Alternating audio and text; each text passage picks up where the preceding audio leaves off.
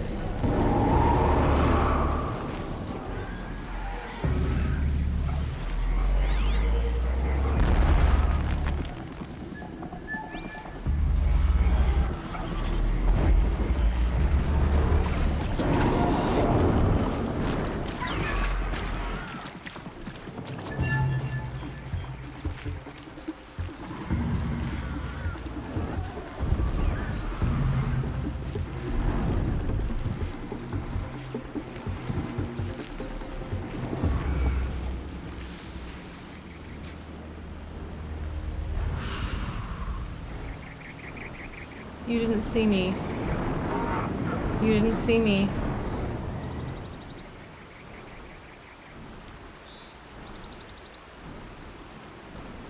So there's something really interesting here about the fact that you have to use the fact that other people are potentially dying to your advantage, if that makes sense.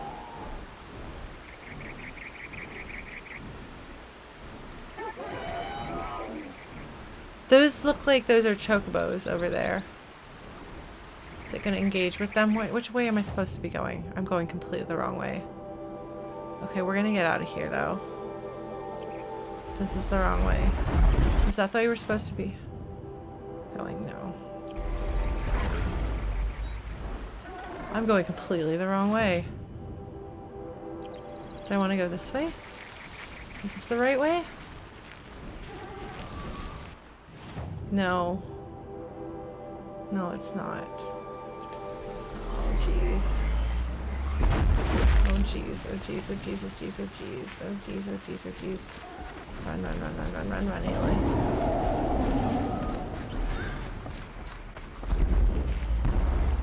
Don't draw its attention. Am I going the right way now, finally? Yes. Yes, I am. Okay. Nothing to see here. Oh, jeez. Nothing to see here. Nothing to see here. Oh, my God.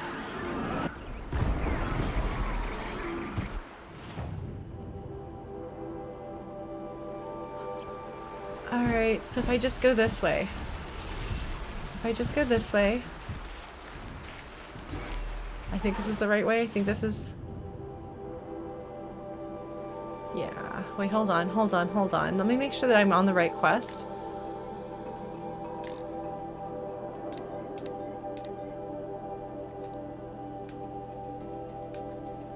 Okay. Alright. Hold on. Oh, that looks like snapmaws. Cool! You know what I love? I've decided that they're crocodiles, actually.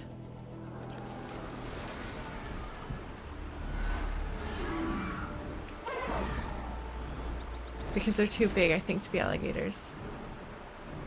Oh, gosh. Oh, gosh.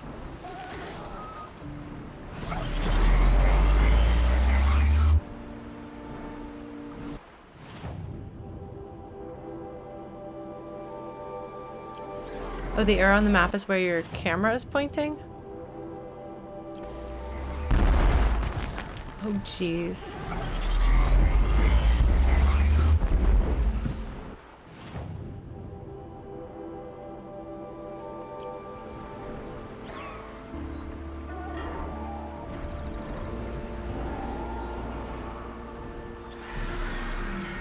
Oh my God.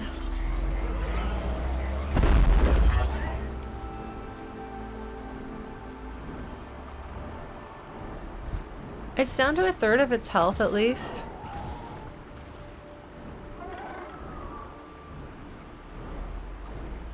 Oh, I guess that's my quest marker, isn't it? Shoot. Well, I guess we're gonna go that way. Again. And try not to die. Nothing to see here.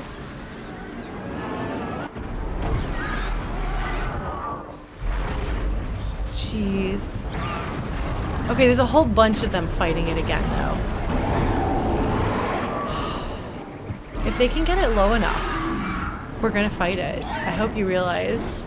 I'm doing this. This might be a terrible idea, but it would not be the first time that I've been really dumb like that. Guys, do you see how, like, everything is still glowing? Do you see that? Okay, guys. Kill it before it gets up. It's dazed. Oh my God. No, you're too slow. Oh no. I guess they don't want to approach. What would I use against it? Terror Blast?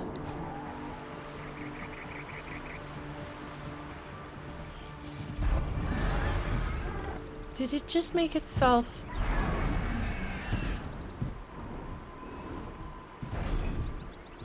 Did it just make a shield?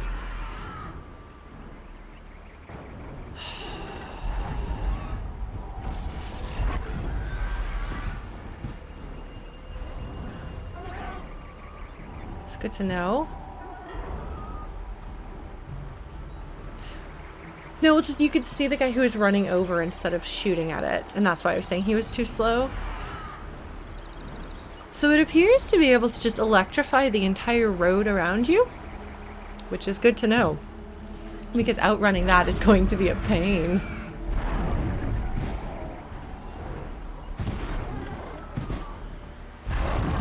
So it's interesting that they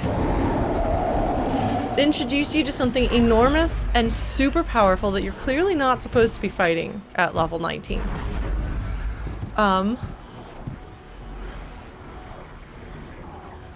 And it's a bird, you know? Which makes it extra scary. Because it's like part of what makes the snapmaws scary. Things that are... we'll wait for the next round of people to come. Because we can't go anywhere. Because it adds an additional layer that you have to worry about. So when I was fighting the snapmaws, I had the high ground, and that's how I managed to take them down. You know? So this guy just permanently has the high ground, which is bad news for me and everyone else. You know? I have to wait for some other people to show up because I can't go anywhere right now. I cannot risk being seen by it. I don't think. Yeah, that's my quest marker. Okay. Alright. Cool. Well, we'll figure this out. I suppose I could go like that way, so like a long way around or something like that. That's probably what you're supposed to do. But because this guy is down to like less than a quarter of his health, I'm like, you know, if they showed up, I bet that they could do enough damage. Maybe we could take it together. Maybe. Maybe. This is unlikely. This is probably not going to go well.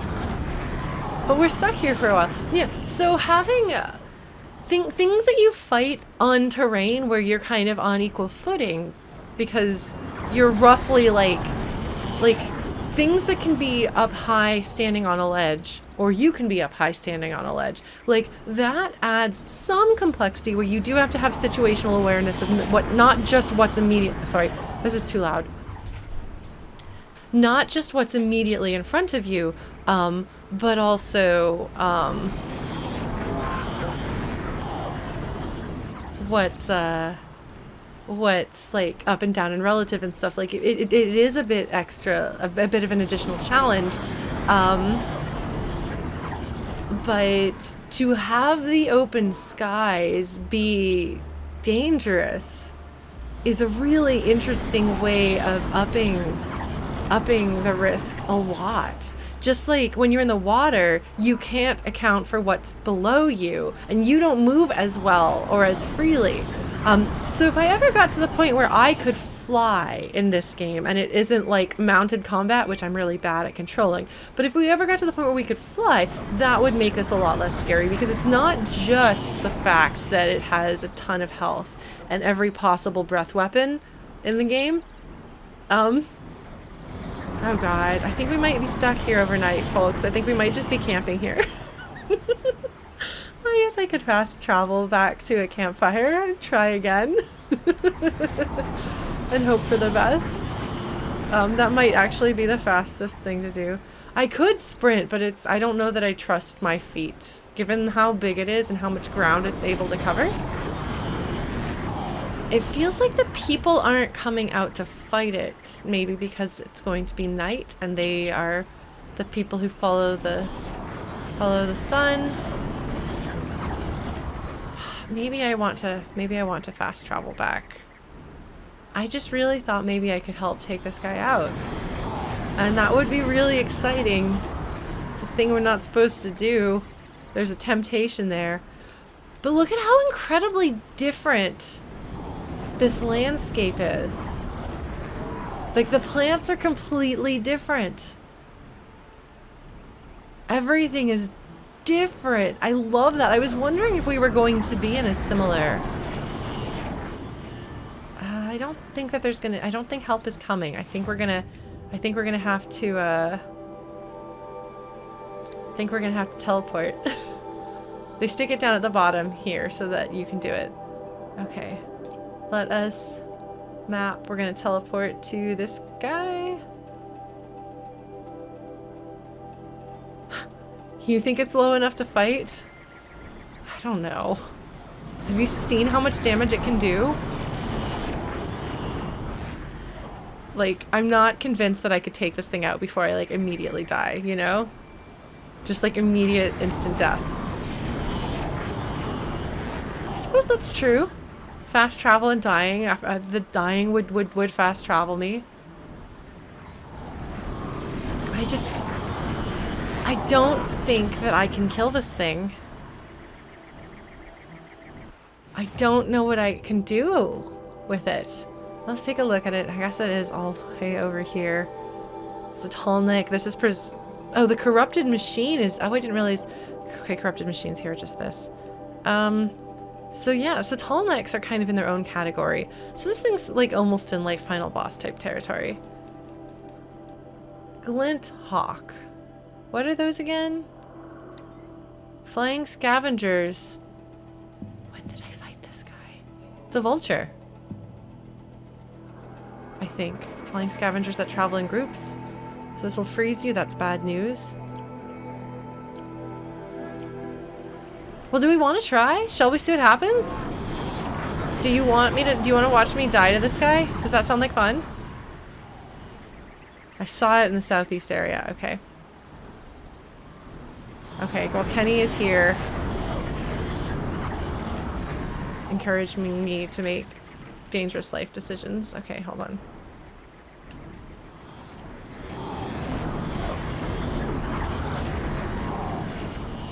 All right, hold on.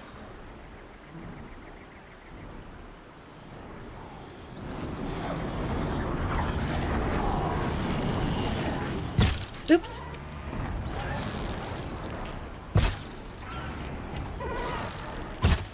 They do literally nothing. Quiet does it. No, I'm gonna die. I'm gonna die. Nothing to see here. It's gonna shoot me anyway. It's gonna shoot me just in case.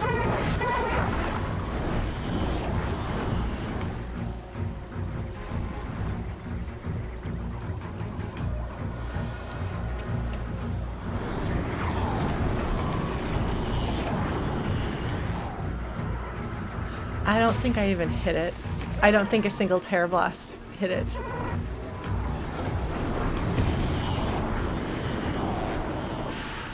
Okay, we're gonna... Something else over there thought it saw me. That's it. Nothing to see here.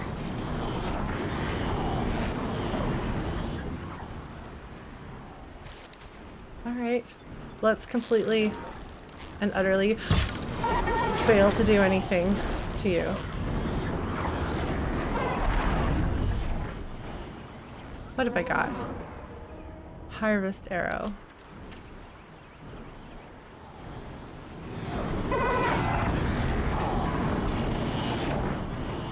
I suppose I could have done this earlier and that might have helped the other humans take it out a bit better, maybe? So we have an explanation, by the way, for part of why Aloy is able to do things that other people can't do. And that's because the Nora are like super soldiers, kinda. This guy's question mark isn't going away. Did I actually blow some armor pieces off? Because I don't know if I saw things fall off. But I guess if that's the case, I can continue trying. Oh, I did? Okay. Okay, so it's lost its question mark. So I can try to do the harvest arrow, which would take things off. Or... Oh.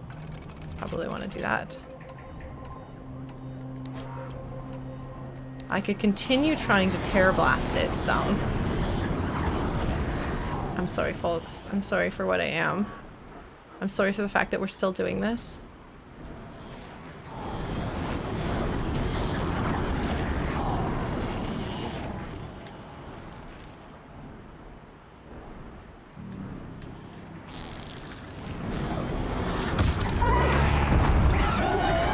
shoot, it sees me. No, it doesn't see me. Please don't kill me, please don't kill me, please don't kill me, please don't kill me.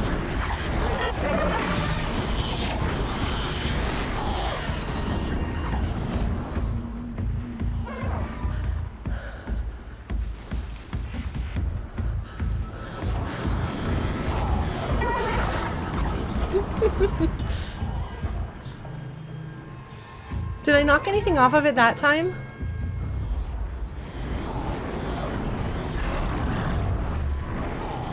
Is it down any of its abilities whatsoever? Because I'm not sure that I did. I'll do what I have to. Okay, I've removed a component. Cool, that's what I wanted to do. There's nothing to see here. Nothing to see here, buddy.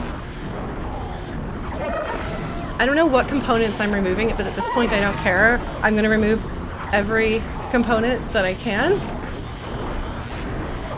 I'm sorry, folks.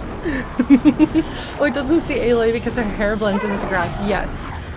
Maybe that's why it's the red-tipped grass that we hide in. Oh, it's so mad. It's so mad. Oh, I can concentrate. That's true. Okay. Maybe some more humans will show up and fight it. Maybe. It's too early to say that this is genuinely working. So far I haven't died yet. So there's that. There's that. Okay. It's lost its question mark.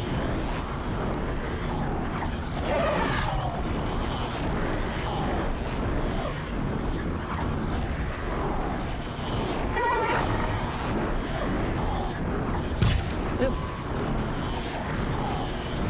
No, it's got a question mark. I have used the focus on it, yes. Oh, but that will show me where those things are. That's right. Okay. Yeah. Okay. So we'll wait for its... Did it glitch? Did it glitch? Did it glitch?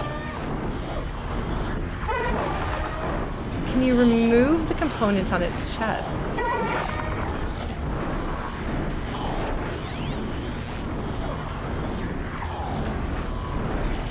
Okay. So that's its lightning gun. That's a weakness. That's its engine, also a weakness. Engine is a weakness. It seems to be glitched. Okay, well it's... Hold on. Okay, well...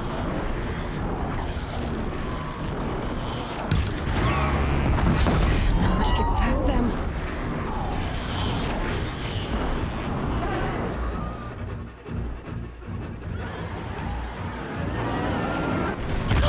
Oh jeez! Oh jeez!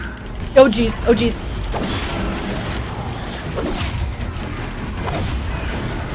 Get out of there, get out of there, get out of there, get out of there, Aloy.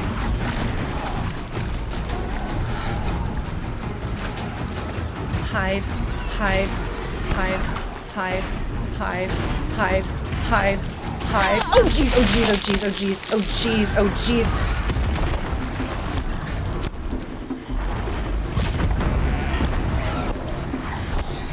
That was the wrong move.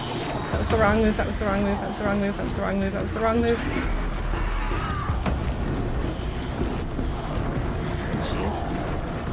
Oh jeez, it can't see me. It doesn't see me. Hold on.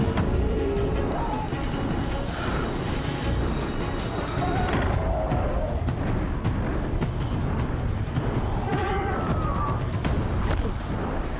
Shoot. Shoot. Shoot. Shoot.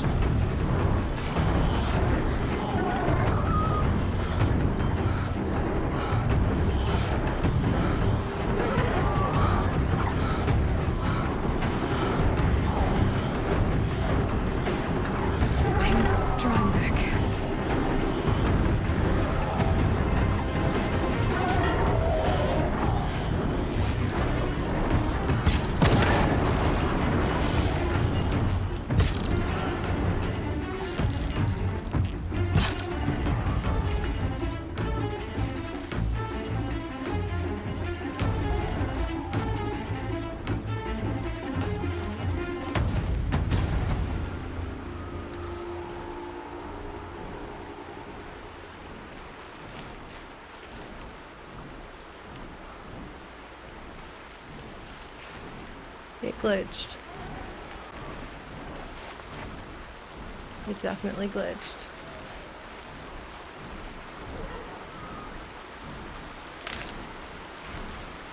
It's right there. Wait, wait. It glitched. Like glitched. What?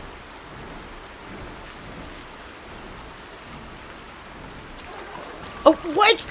Oh, no! Oh my god. Did you see that, folks? Did you see that? Did you see it came back?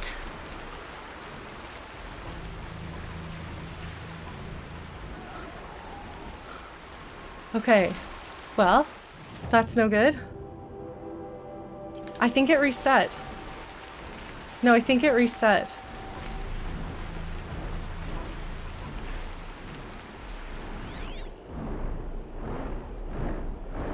Be fascinating if they weren't looking for me. Yeah, see, you see its health? I think its health is full. Yeah. Right? That's its health thing full, yeah?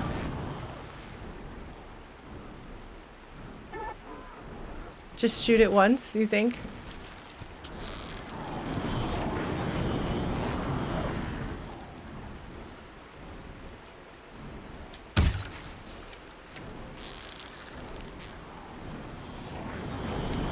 You're going down.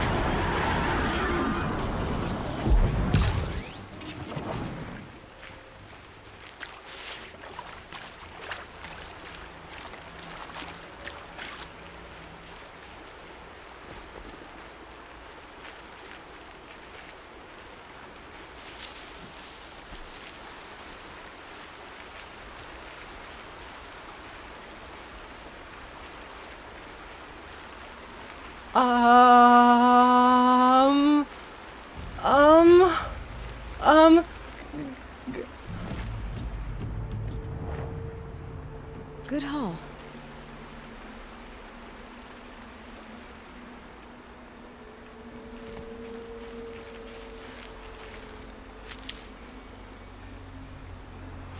Okay, it was on its magic pixel. Okay, yeah. Okay, yeah. I'm gonna get to safety. I'm gonna scope out what's going on around here. I can't believe that worked. I can't believe that worked. I can't believe that worked. How on earth did that work? How on earth did that work? I'm sorry. How on earth did that work? I'm sorry, but what? What? Oh yeah, mod. If a mod could get rid of the bot that showed up. Oh my god. Okay. So we have plus 12% stealth, seems really good.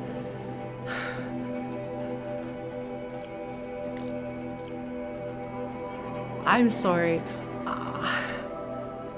I should probably modify this. Okay. Oh! Oh! Oh, wow. Oh, I could be doing a lot more damage. I could be doing so much more damage. I could be doing so much more damage. I'm sorry. Do I want to put one of these in? Yeah, hi Whooper, I killed a Thunderbird. I'm sorry. How did I take out a Thunderbird? How did I take out a Thunderbird? I'm sorry. Do I want to put this in? I'm working, if I just get one more level, I can take things back out again. I don't know if I'm going to take that other Stormbird further down the canyon. I don't know. This one, a lot of the damage was done by other people. Shall we do this? You'll just do more damage? Do more, it dies? Does more, it dies damage? is good. Also fire? Oh, that would do extra too if I had fire in it. This would be good because this one actually does tear. So, yeah. Maybe I should do that. Maybe I should do both of these because I use my sharpshooter bow all the time. I might as well, right? I'm sorry if I'm like, I can't believe I took that out. I can't believe I took that out. I'm just sort of in awe of it. Yeah, 38 is a really big. And imagine if I stacked some of these, what that would do. Just how much damage I would do. I'm definitely putting this one on because it has tear. There we go. Okay. Just more damage. Yeah, sure. Sure, why not? Oh my god, I can't believe I took out a Stormbird. Alright. We're gonna... Wait, hold on. Oh my god. Yeah, all these dead guys.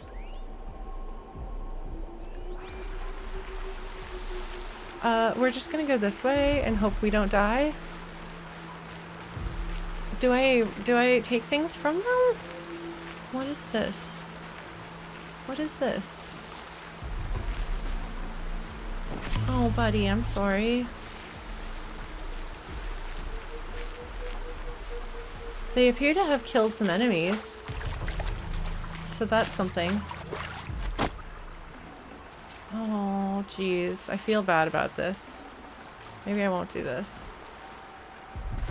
What is this? What did you take down? A long leg. Cool.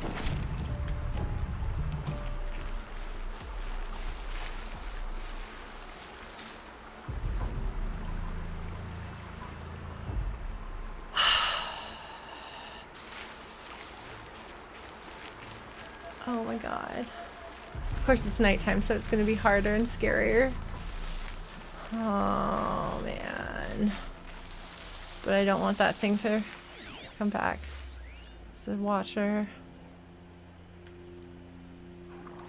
Broadheads. Okay, those are what are they called again? Longhorns. So we're just gonna cruise over here.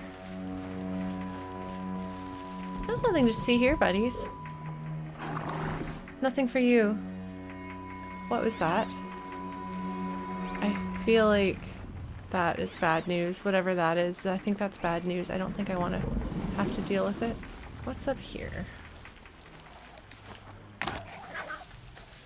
Nothing to see here. You didn't hear anything.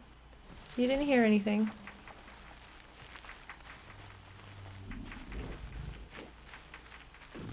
That's just a rabbit, okay.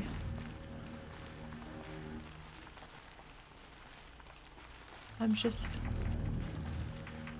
cruising on by, nothing to see here. Nothing bad, nothing weird, nothing dangerous.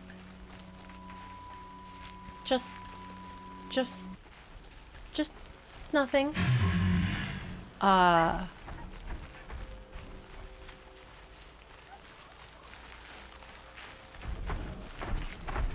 jeez. Oh jeez. Jeez, oh jeez, oh jeez, oh jeez, oh jeez, oh jeez, oh jeez, oh jeez, oh jeez, oh jeez, oh jeez. I should probably put more points in stealth. I should maybe put on my super stealth something. Oh, there's a campfire? Where? Where? Please give me a campfire. I wish to save my progress. I wish to save the fact that I defeated that. By the way, folks, can I be proud of that? Is that an achievement? Can I be proud of that? Even if it was kind of luck?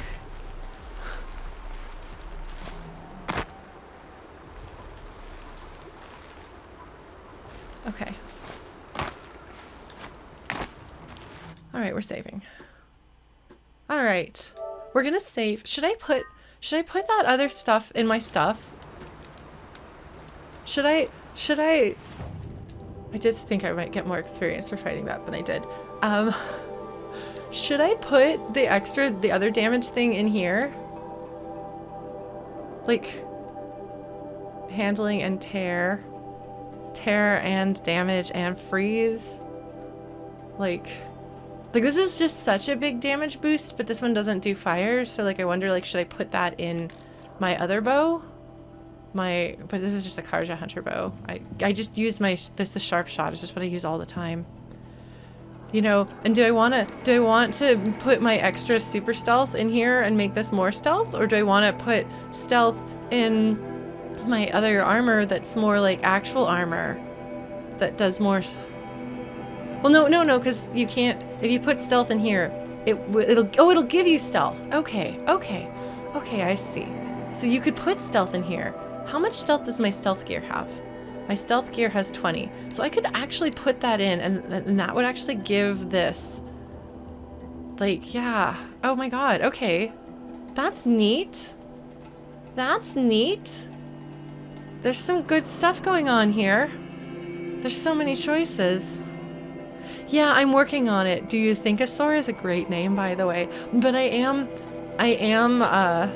am working on getting Tinker so that I can do that. But I'm just wondering what I should put. I use my sharpshoot bow for everything. Doesn't everyone? Do any of you not use your sharpshoot bow for everything constantly?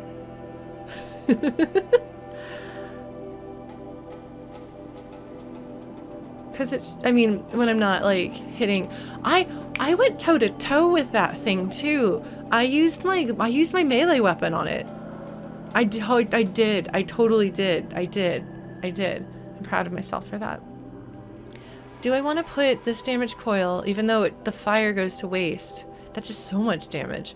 Because the alternative would be to put it in the other bow, but the other bow's not special, so I might as well buy a better bow. Okay, yeah. Yeah, I mean, I might as well. Okay, we're gonna do it. It's gonna do so much damage. It's gonna do so much damage. Alright.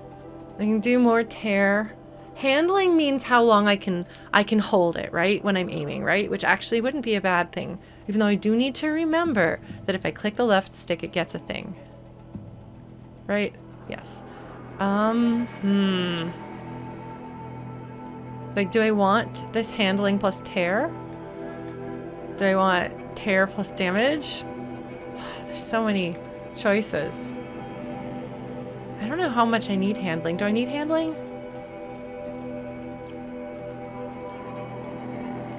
Oh, this one has much better handling. Yeah, the fire arrows were really useful there. Oh, how quickly you knock an arrow. Oh, okay. Yeah, the fire is definitely useful. That's what I was using against the snapjaws. I do need to get a better regular bow. I just really like the sharp shot a lot. Do I want to modify my outfit? And if so, do I want to put this so that I'm more stealth? Or do I want to make this so that I'm stronger to things? And do I want to put more stealth in one of my actual, like, this one right here, which is great. This would be, like, if I could make this one really, like, if I could make this one good at stealth for now, this would be a really good everyday thing. I don't know. I don't know. There's too many choices. Too many choices, and I'm scared of making a wrong one. I need to get another couple of levels, and then I'll feel better about it. These are my priorities. Alright, but we've saved. We've saved. Damage coil removed from my inventory. Damage coil added to my... Oh, the music is scary here.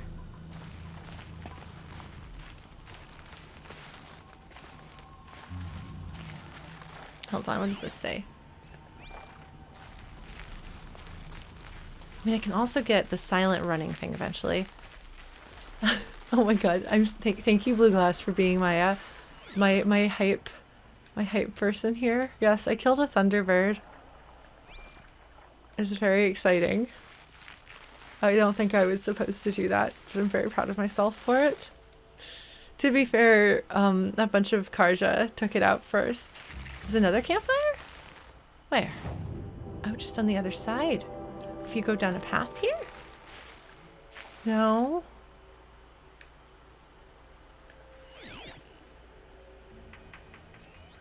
Lance horns, which I don't think I've actually ever fought lance horns. I think I've basically noped out of lance horns pretty thoroughly.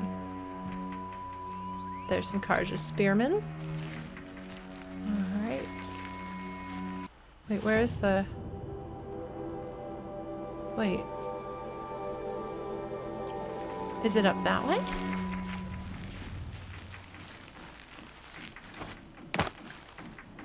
Is it up this way? Yeah.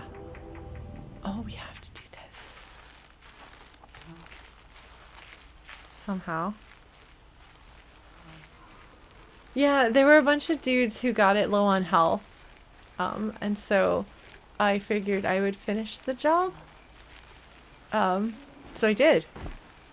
For better or for worse. Hello? Hello, friends. Can I talk to you? Will you talk to me? No? Okay, well you don't stop me, so I'll take it. Morning's watch. Surely there's only one Stormbird, I'm sure. I'm sure that's... no. Well, there's whatever the other bird is. Oh, you can't see my kitty cat. Okay, hold on. I'm gonna try to move the cat cam so that you can get a better view of Sophie. Oh, shoot. Hold on. That's not good. So, yeah, unfortunately, I don't know why that's been happening. I've been having some internet issues. These damn Oseram stirring up tensions. I'm keeping my eyes open. Ooh. Interesting. Hello. Don't ask me where to go if you're lost. I'm a guard, not the town crier. This guy's just over here complaining about the Oseram. Avad's peace has brought prosperity back to the Sundom. Well, don't you seem fresh-faced and ready for anything? Alright, just... Oh! Whooper, thank you so much for subscribing. If Shades or bandits try to get past me, they'll have a fight. Mark my words. Alright, sir. I trust you. Okay, so I've been here. I'm going to look around and see what's going on. If there is anything here. They have these guard patrols. Oh! I This... praise Sun King Avad every day for ending his father's blood sport in the Sun Ring. Blood sport in the Sun Ring, huh? Morning's watch. Has 2 ways. So there's 2 paths. Okay. So this is the way I came from. And here's the other way. Okay. Alright. So I can just not go on the road here. How are we supposed to refuse blood? And yet we pay the price. Sorry, folks. Beautiful sunrise today. I mean, the sun's not fully rising, but it's always beautiful, I'm sure, if you worship the I sun. was a guard under the last king. Far cry from those days. I don't think I can help you. Alright, sir. That's fair. Oh, man. Oh! There's another Tallneck. There's another Tallneck. No, Lauren, we're progressing the plot. Remember, Lauren, we're progressing the plot. Progressing the plot. Plot. Progression. Is this the way I want to go? Is that it? Wait. Did I go the wrong way? What am I doing?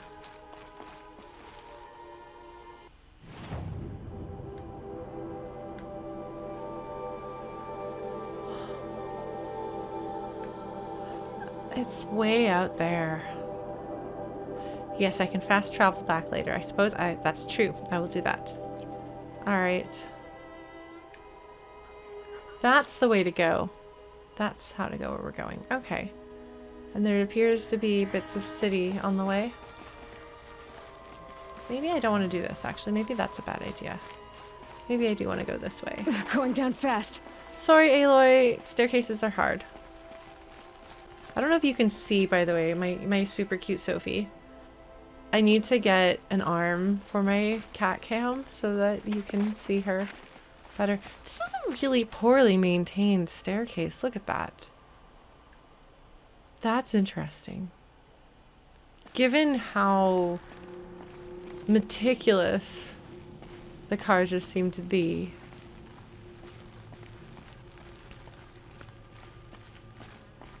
Oh my gosh. Can you just imagine what it would feel like to be Aloy with these plants you've never seen before? That's a snapjaw. We're just not going to deal with him. Like, you know, everything here is different, you know? Everything is different. Like, incredibly, impossibly, incomprehensibly different. She's prepared for it to be different. She knows it's going to be different. What's that? There's a metal flower down there. Oh, you know what else is going to be down there? Snapjaw. Do I care enough about the metal flower to fight a crocodile to get it? Maybe. Oops, that's not what I meant. Well, you know what? If we're careful, maybe we won't have to worry about that. Okay. Here we go. Alright, we got a new flower. And now we're gonna get out from here.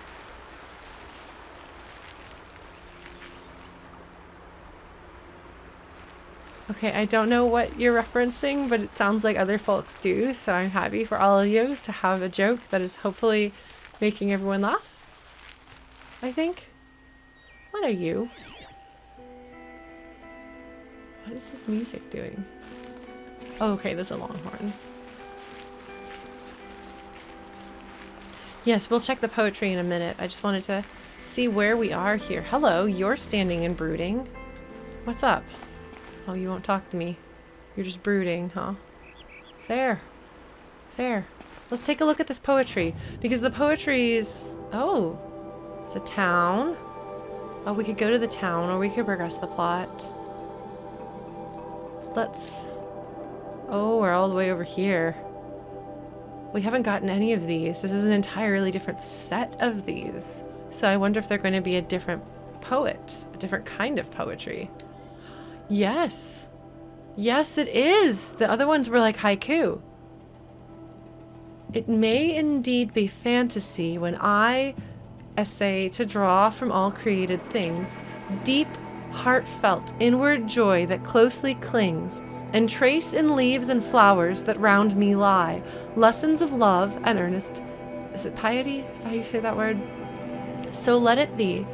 And if the wide world rings in mock of this belief it brings, so will I build my altar in the fields, and the blue sky my fretted dome shall be, and the sweet fragrance that the wildflower yields shall be the incense I will yield to thee, thee only God, and thou shalt not despise even me, the priest of this poor sacrifice.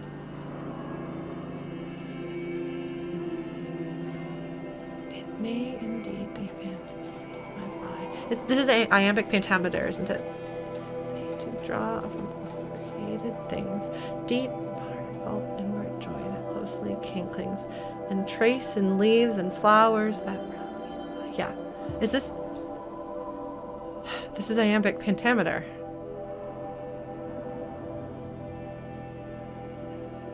So I'm a lit nerd. So different... You've heard iambic pentameter before, potentially in the context of Shakespeare. So none of you asked, but I'm going to tell you this anyway. So poetry has rhyme, but it also has rhythm. And so the rhythm of poetry comes from the accents of the syllables. Ba-bum, ba-bum, ba-bum, ba-bum, ba-bum, ba-bum, ba-bum. Or bum bum bum bum bum bum bum bum, just like in music. And so the way we define the meter of poetry, which is to say like the rhythm of it, is based on the structure of these accented and unaccented syllables. So like, yes, haiku does syllables, but haiku is not the only thing that does syllables. No, no, no, far from it, my friends. So you hear iambic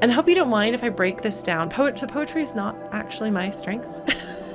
It is noticeably not my strength. Oh, Coleridge! Okay, this felt like this was actually specifically, this felt like this was poetry that they took as opposed to poetry that they wrote. It has that feeling.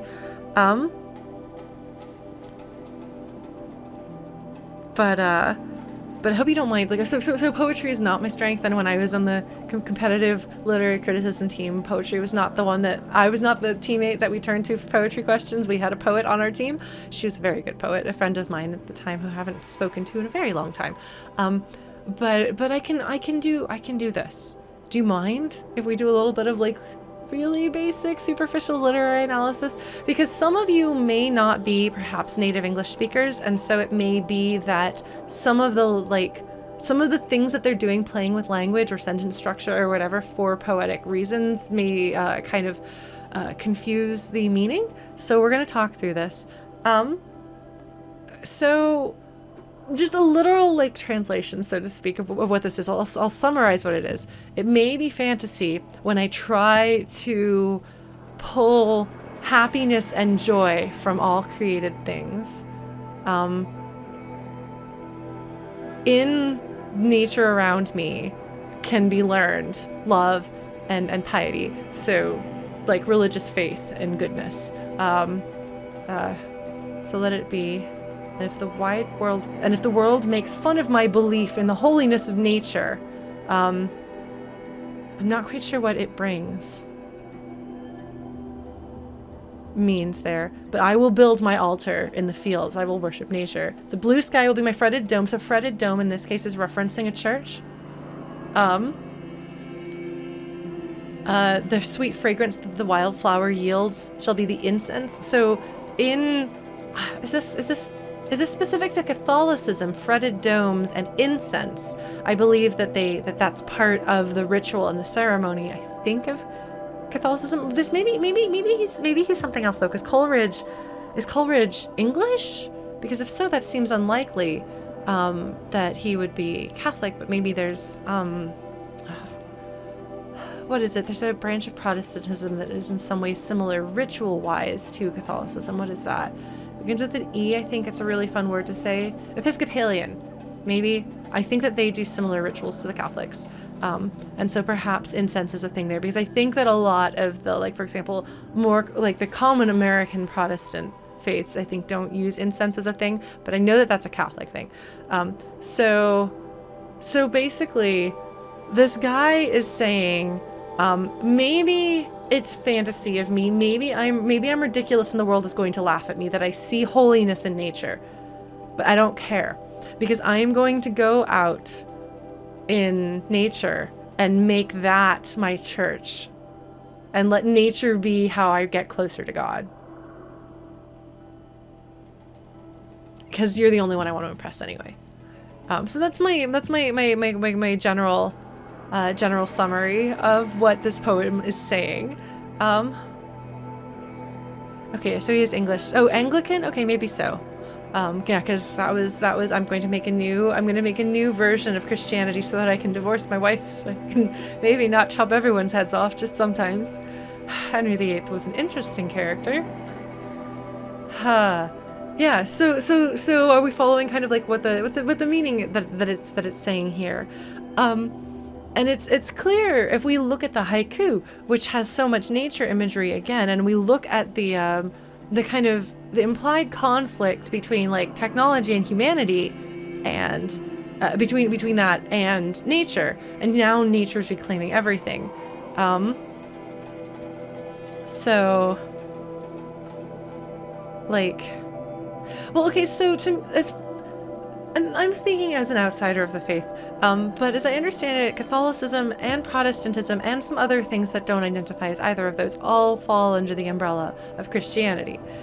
It's just, which is why I specify like Protestant Christianity or Catholicism. There's the Orthodox, the Eastern Orthodox, Greek Orthodox, and there's a bunch of others that are maybe smaller and less old, but still not under either of those umbrellas. It's interesting, and definitely not an expert, so please do not take my word for it on that. But I feel pretty confident on my interpretation of this poetry. So the poems, the flowers, which makes sense because it seems from their design that these flowers were designed, these metal flowers were designed to go out into the world and reseed it with plants, with seeds. Let's put seeds in the ground. Which makes sense and makes me wonder, because there's kinds of science fiction where like the world is destroyed and then we kind of have to like come back. And when I've talked about the like the cradle of like mankind's rebirth coming out of the mountains, like maybe we keep them like locked up and like maybe we have embryos or something, whatever the case may be, and then when it is safe and the world has been repopulated with plants and animals and is no longer instant death, then we can let humanity loose again. That's a story that I've encountered before in science fiction, and it feels pretty close to what I think, like it feels consistent or at least coherent with what we know about in this world. And so that is kind of my like running theory about the immediate post-apocalypse, which then kind of makes me wonder, did the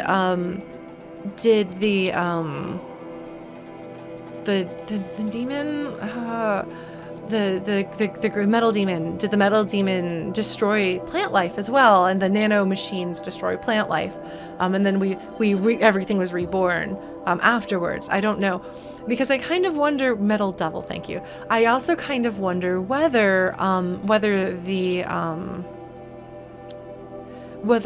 machines that attack us now were actually originally intended to be caretakers. Were they meant, because they're gathering things, like are they supposed to be, you know, recreating the land? Are they supposed to be keeping an eye on making sure that we don't destroy the environment by cleaning up after humans, but they like seem alive enough that humans won't question what they are? Like, is that something that was perhaps the original intent behind them, and that's why they resemble animals and why they seem to be doing something?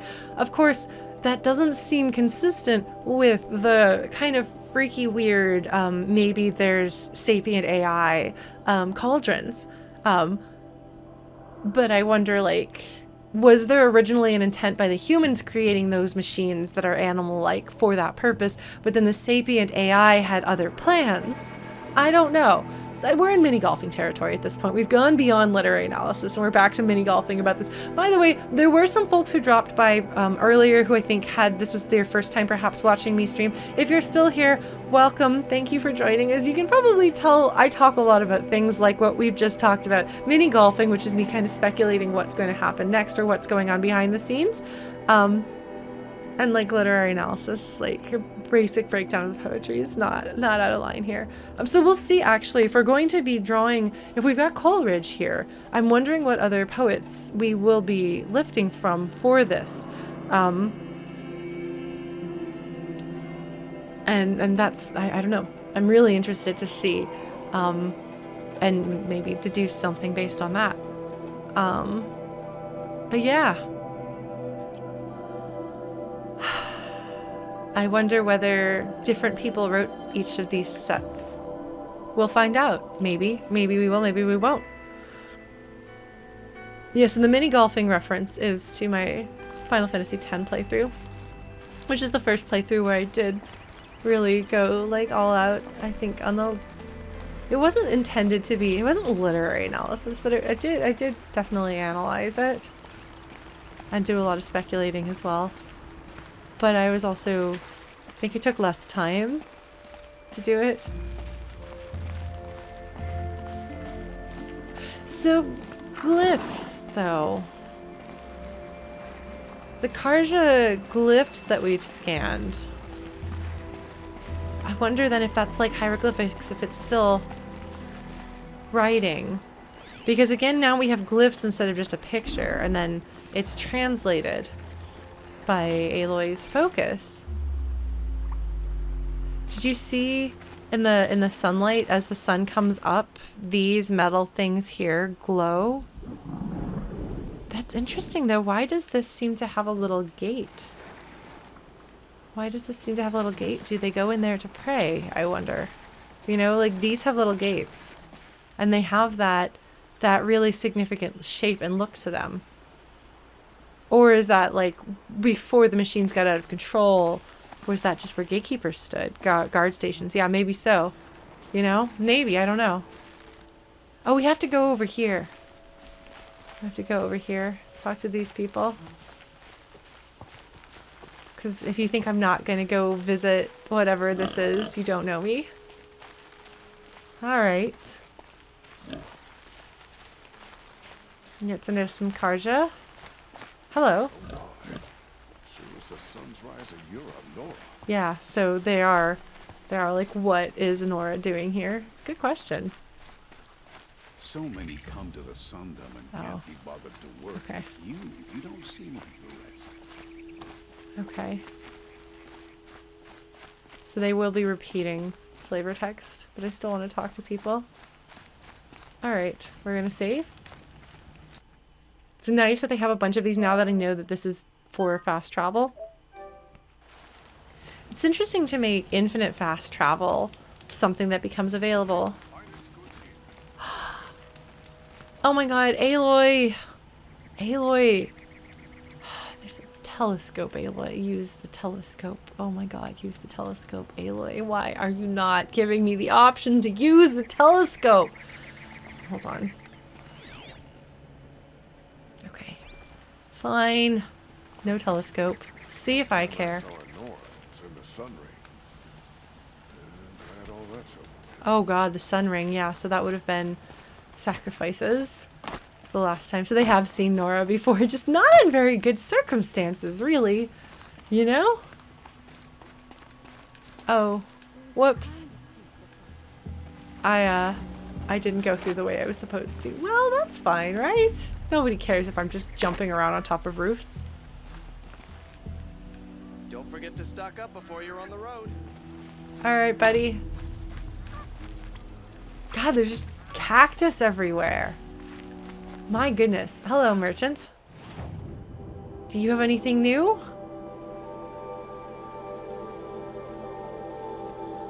No, and I still can't afford any of it. I got that one, though. I wonder if... Offers very little protection, but is highly customizable, meaning that it has the most number of modifications. I see. I see. Oh, okay. Yeah. Interesting. Interesting. Okay. Neat. Alright, let's see if we have a better regular bow. I should probably get this. I should probably get the better regular bow. I like the sharp shot bow, but I should probably get this. So wait, this is okay, so I can set them on fire. Because I don't have this one, right? Yeah, no, I don't have this one. I'm gonna get it. Equip. There. There we go. Excellent. You'll regret not stopping when you're in the thick of it. Hello, bird. I bet they wouldn't like it if I killed their birds, but they'd be like, oh, it's a Nora. My family. Check out these wares. I've worked enough to last a lifetime. You wouldn't Would be you so like to eager buy to something speak today? with me if you knew me. Huh. I have nothing for you, I'm afraid. Hello? At least you don't put on airs. It's interesting. So we've Like got what I have for sale, a I relatively open, Sorry, I have no news that would interest you. relatively open place. Let's see, what are we eating here? We've got what look like stewed tomatoes, bird legs, and corn. Okay. Everyone here seems a little bit tired and beaten down. Give you a good price. All right.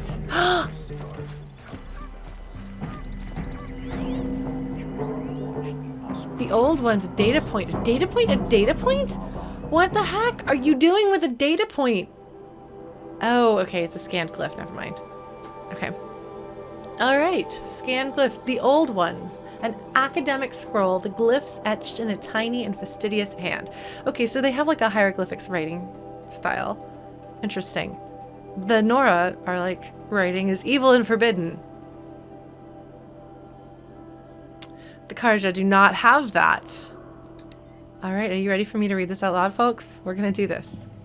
Myths of the Old Ones. Oh, this is gonna be good. Maybe we're gonna get a creation myth, Carja style. Any Carja devout knows that the truth of the Old Ones is laid out plainly in the Articles of the Sun Faith. A twilight time came upon them, as is the cycle of things, followed by a long night, and finally our ancestors' birth in the new dawn. That right there, I'm sorry. Obviously, we cannot take creation myths. You know, I should read this before I start with my analysis, but I'm diving into the analysis. Anyway, that's what I just said. It's literally what I just said. Literally what I just said. Anyway, I will continue this. A twilight time came upon them, as is the cycle of things, followed by a long night, and finally our ancestors' birth in the new dawn. Since that dawn, Carja history has been writ in the path of the sun, not the faded glories of those who came so long before us. Even the leaves of the old ones found by Aramin are long since cracked and fallen to dust. Nevertheless, collected here for study are the colorful beliefs of the old ones held by other tribes, which may offer a small insight into those tribes' primitive views of the world. Oh, I'm just gonna keep reading and then we're gonna talk, I promise. The Oseram, as might be expected, view the workings of the world as a device, one where all things behave according to mechanical rigidity and not the sun's divine rhythms. The movement of the tribes, of the seasons, even the stars at night, all are accounted for by this interlocking and complicated mechanism. The old ones were the caretakers of this great machine, but they neglected their duty to maintain it. The world's machine thus fell into disrepair, and the civilization of the old ones collapsed with it. Now the Oseram use their myth to berate the other tribes as negligent, and to hammer upon their own importance. How convenient that their tinkers and metalworkers alone might learn this mechanism's secrets, and improve upon it with their ingenuity. An even more fanciful tale of censure comes from the Nora barbarians. They believe that the old ones turned away from the teachings of the Nora's female god, the All-Mother, and eloped with the machines to build their mighty cities. Having failed to tempt the Nora to join them, the machines rallied under a great metal devil and attacked the All-Mother. In her vengeance, she stripped the machines of their wisdom, reducing them to the simple metal beasts we see today. That seems new. Without the assistance of the machines, the old ones were left to wander as exiles, never permitted to return to the isolation of the Nora and their strange feminine rites.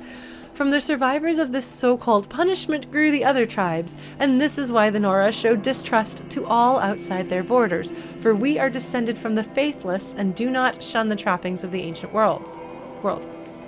Surprisingly, it is the Banuk whose belief is most similar to our own, though their mythology is bizarre in many other ways. They believe the old ones grew complacent, thinking there was no challenge they could not overcome, and in their pride were undone. Hence the Banuk give them no more attention than any other tribe defeated by the harshness of Banuk land. In fact, many Banuk hunters point to the absence of ruins in Ban-Ur as a sign that the old ones were never strong enough to endure its challenges. They claim that only the machines and the Banuk have ever roamed there, and so they have nothing to learn from the ancients. The distant Utaru, however, that's new, believe that the old ones are still with them at all times. In Utaru ritual, those who die are returned to the soil, nourishing the land and living on through new growth. As long as the dead are remembered, they will contribute to the harvests and make them bountiful. Utaru see the richness of their territory, plain song, as evidence of this unique and disturbing cycle. Finally, as there are few living scholars of the Tallneck, we are regrettably denied any insight from that tribe. From what is known, though, it seems they have little concept of a wider history at all. But of course, this is what elevates a scholar of Meridian from a bloodthirsty raider. To be aware of all the sun's light touches, however strange and unlikely the tales. Hi, Siverkaiva. Welcome. We have just gotten a data point, and I want to interrupt myself to talk about it, but I promised I would read it all the way through, and then talk about it. To make it a little easier to follow, maybe. Hopefully that's okay. So what's fun here is that we can take these different bits of information that we're given, because none of them are going to be an accurate recounting of what happens. Sorry, this song is loud. I'm turning it down a bit. None of them are going to be accurate, but they will all contain some element of truth. Thank you for following, Cat Games. Do you see I have a cat here? Isn't she cute? Look at this baby. Look at this Sophie. Her name is Sophie, and she's very cute. Hi, Sophie. Yes, look at you. Kitty meow. So we are able to kind of take our knowledge of the reality of our era and the bits and pieces of the other data points that we have looked in, that we've uncovered at this point, and then take all of these different conflicting things and kind of do some triangulation to figure out what the actual truth is. So first of all, I do want to point out that since the Carja have this there was a twilight time followed by a long night and finally our ancestors' birth and the new dawn. So I was literally just saying that I feel as though there was this cradle of life that brought forth humanity, and that I feel as though like the world kind of got destroyed and then it got rebuilt and then people came forth. This does seem to be supporting that theory. That does seem to be very possibly true. Now granted, it may not be, because again, this is the creation myth of one of these groups of people that we know are not going to be entirely correct. But I think it makes sense. So the leaves of the old ones, obviously this is talking about books. I don't know who Ahriman is, but that's a name I think we've heard before. Is Ahriman like some ancient leader of the Carja? Some ancient wise person? I don't know. But so I think they're all going to have some truth to them. There is, of course, the Carja's self-importance and sense of superiority as the only civilized people, which is very historically European, especially. There have been a number of cultures that have been like that in interacting with other groups of people. So they're the ones that kind of feel the most like modern Western thought in some ways. And so they're also absolutely fundamentally wrong, and we know this. Like, they are set up to be absolutely fundamentally wrong, and we know this. And they have their absolute confidence. Like, they have utter conviction that they are correct. Kind of perhaps poking at us a little bit for thinking that we are right all the time too. You know, it's interesting stuff. So the Oseram, the world is a device. It's interesting that machinery is important there, because obviously the machines are very key to the world, as it is in Aloy's contemporary time. So it makes sense that if machines are part of the world as you see it, and a naturally occurring part of the world, then you can think of the world as a machine. But also, this was something that, what were they called? There was a particular philosophy / version of a religion that thought of God as a great clockmaker, which this is very similar to, where the world was built and wound up. But in that worldview, like, there is no God that is actively involved. Like, God's involvement was building the world and then sitting back and letting it do its thing. So you can't expect divine intervention, which is an interesting way of looking at things.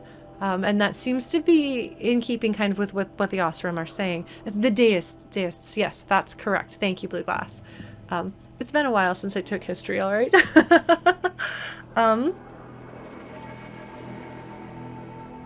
But so the old ones were caretakers of the great machine of the world, yes, and they destroyed it. And so it had to be rebuilt. And so all of these pieces that we see are part of them trying to rebuild the world. So it's interesting. So the Carja are super judgmental of everyone else. And so they talk about everybody else's judgmentalness towards them. How the Oseram beat them down and are like, yeah, well, you're wrong. You're responsible for this. They alone might improve it with their ingenuity. But we alone are the only ones who are wise to all of these things. Oh my god, the Carja. They're very eye-rolling. So this summary of the Nora is actually pretty close to what we have heard from the Nora themselves. So good job, Carja Scholar. You actually did a decent job I guess repeating what you've learned. even if you're being judgmental of it. So all of these groups have religious reasons to distrust each other, or to center themselves. The Nora are the ones who never allied with the robots and always followed Allmother.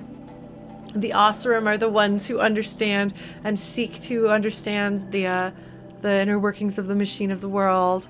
The Banuk. And it is true, like, I think one of the problems with modern society, our modern society, is people thinking that they can overcome nature, that nothing can stop them. So we wind up with things like cities being built in places where natural disasters occur, and then being shocked when the natural disaster occurs and damages the city, which is a tragedy and a terrible thing, but also, like, you can't win against nature. I'm sorry, you can't. So there's an absence of ruins in the place where the Banuk are from. And I wonder, is that because they're in the mountains and we don't have cities in the mountains? I don't know. I'm curious about the Utaru. I don't think we've heard about the Utaru yet. They believe the old ones are still with them at all times, so they have ancestor worship. And I'm really curious. I feel like Plainsong sounds familiar, but I'm really curious about that because that is a mindset that seems very, very tied to a number of cultures in our ancient history and contemporary history as well. More than the rest of these, where I'm like, and I can kind of see some parallels, but this, I'm like, this feels natural. And then the Tallneck. So the Tallneck don't have, they're the bloodthirsty raiders, and so I really wonder about that. I mean, maybe these could be the sequels. I don't know if that's the case, because the Banuk are they're in this world, but then they're the DLC, so that could happen. Yeah, the Carja really don't. They really shouldn't be throwing stones as far as disturbing faith, given their recent history. Yeah. So it's clear that the Oseram and the Nora are the ones that the Carja have the strongest knowledge of. And then I guess the Banuk. Whereas the Utaru and the Tallneck are farther away. But yeah. Yeah, so they lost their wisdom, meaning that like basically the robots lost, like the machines lost their artificial intelligence, that the Allmother took that away, which actually would make sense. Thinking about it, if artificial intelligence as a threat to humanity is something that is growing pre-apocalypse, it would make sense that Allmother is like, I will destroy all of this like sapient artificial intelligence, and also set into motion this plan to like have like the cradle of life that will spring forth once the earth is ready for it. Driven mad by the loss of their king, their minds became as wild as beasts, so they had an overmind of some sort. And when it was defeated, they no longer had that. I mean, that's not quite like the Borg, but you know what I mean, though? That's what that sounds like. And I'm putting this in the context, I'm reading into this based on having read a lot of science fiction and experienced a lot of science fictional stories. And so I do think that they are going to be drawing on familiar tropes. So I don't think it's out of place for me to be comparing it to other stories and making assumptions based on that. But yeah, so that's kind of that. I hope that this has been fun or interesting for you folks. Some good stuff. And I love that they're able to shed light on the past and the mysteries of the past by revealing things about the present. I would like to know more about the present so that I can care about them, but right now it does kind of feel like they exist to help us figure out the cool mystery and the cool story, you know? Like, it feels like the primary story is actually the past story, which actually could explain some of what I've been feeling about the present story versus the past story. We'll do these tutorials one of these days, maybe.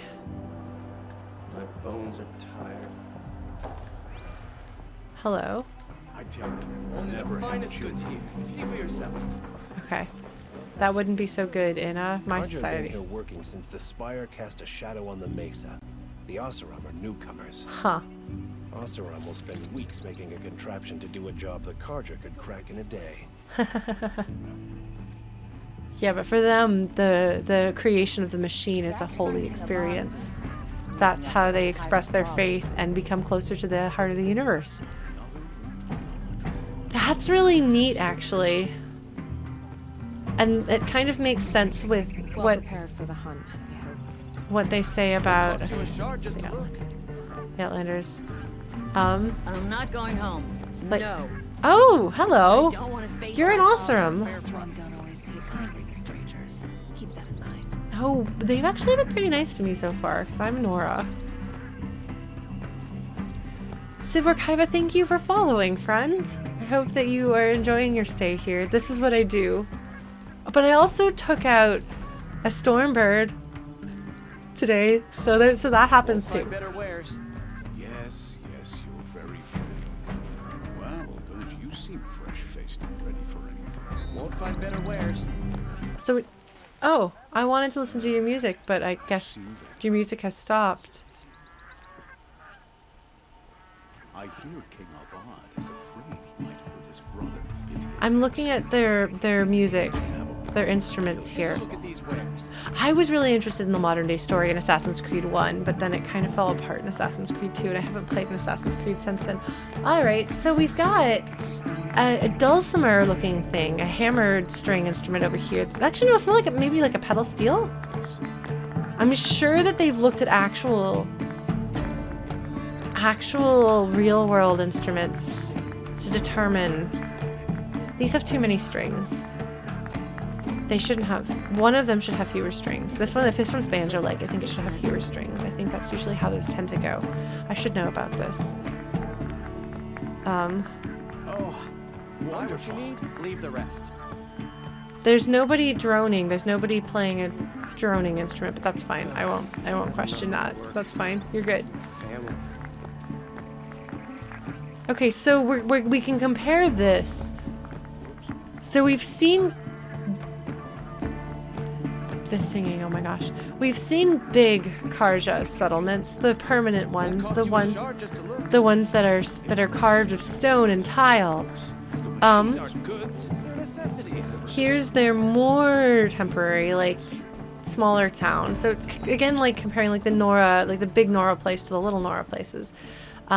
So here it's a little bit more like it feels more like Wild West almost, a Wild West town. With its like the impression that it gets with the cactus and the wooden things, you know. I don't know. Maybe that's just me. But it's interesting. The music is different. We've got some awesome dancing over here. Hello. Carja may like this. what I have for sale, I promise. Yeah, it does kind of have a steel pan sort of thing. The finest goods here. See for yourself.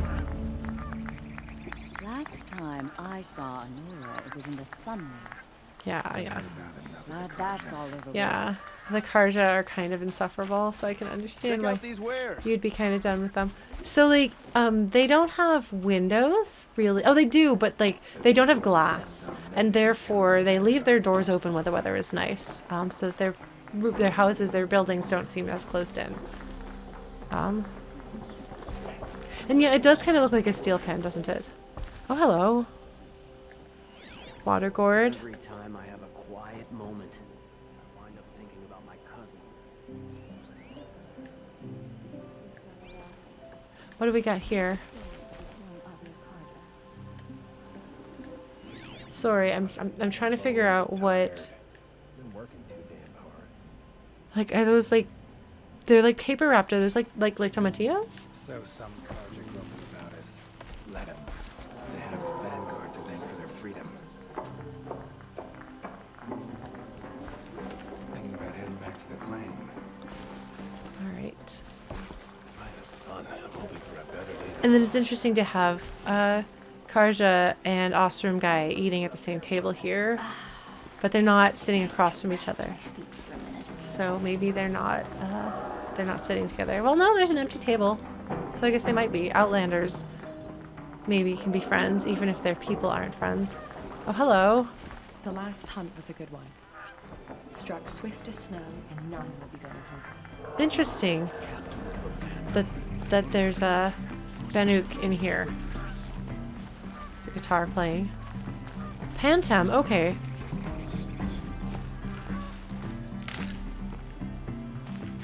The longer this split with the Shadow Carja lasts, the more prices will go up. Check out these wares. The Okay, so we have These aren't goods, they're necessities. spices, I suppose, from the Don't looks of forget it. to stock up before you're on the road.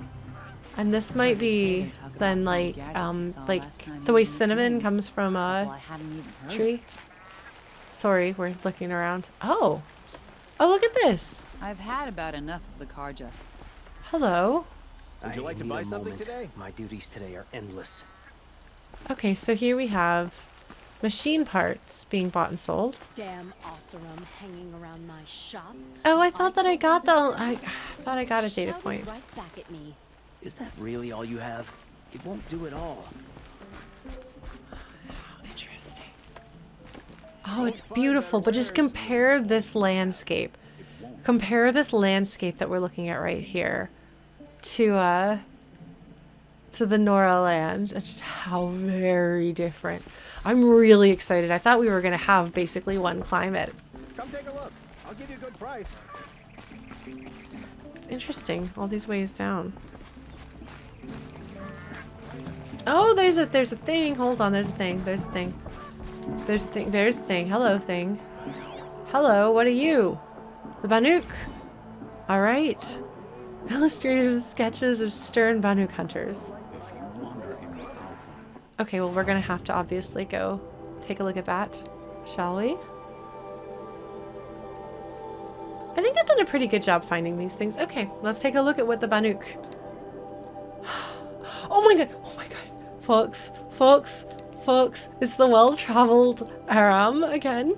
I'm really excited. I'm sorry. Are you ready for me to do the well-traveled Aram's voice again? I don't do voices. I really don't. I don't act, but I do, read these things in an over-the-top manner as they deserve.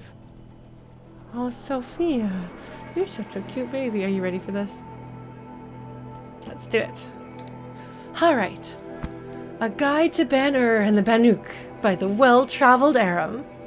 Ah, the sun shines golden on these times, where one can experience the whole world without leaving the streets of Meridian, for the gates are thrown open and the world comes to us. And yet, as I walked among the markets, I heard a question on the air again. What to make of the Banuk, these stoic, silent northern hunters, these men and women of the ice? Unfortunately for my investigations, Banuk outlanders seldom remain in Meridian long enough for exhaustive study. It is believed their cold blood does not take well to the heat. If I was to seek this knowledge, I would have to undergo the ordeal of taking up travel pack and quill and journeying to their homeland. And so it came to be that I spent a miserable time living among the Banuk in frigid Ban-Ur.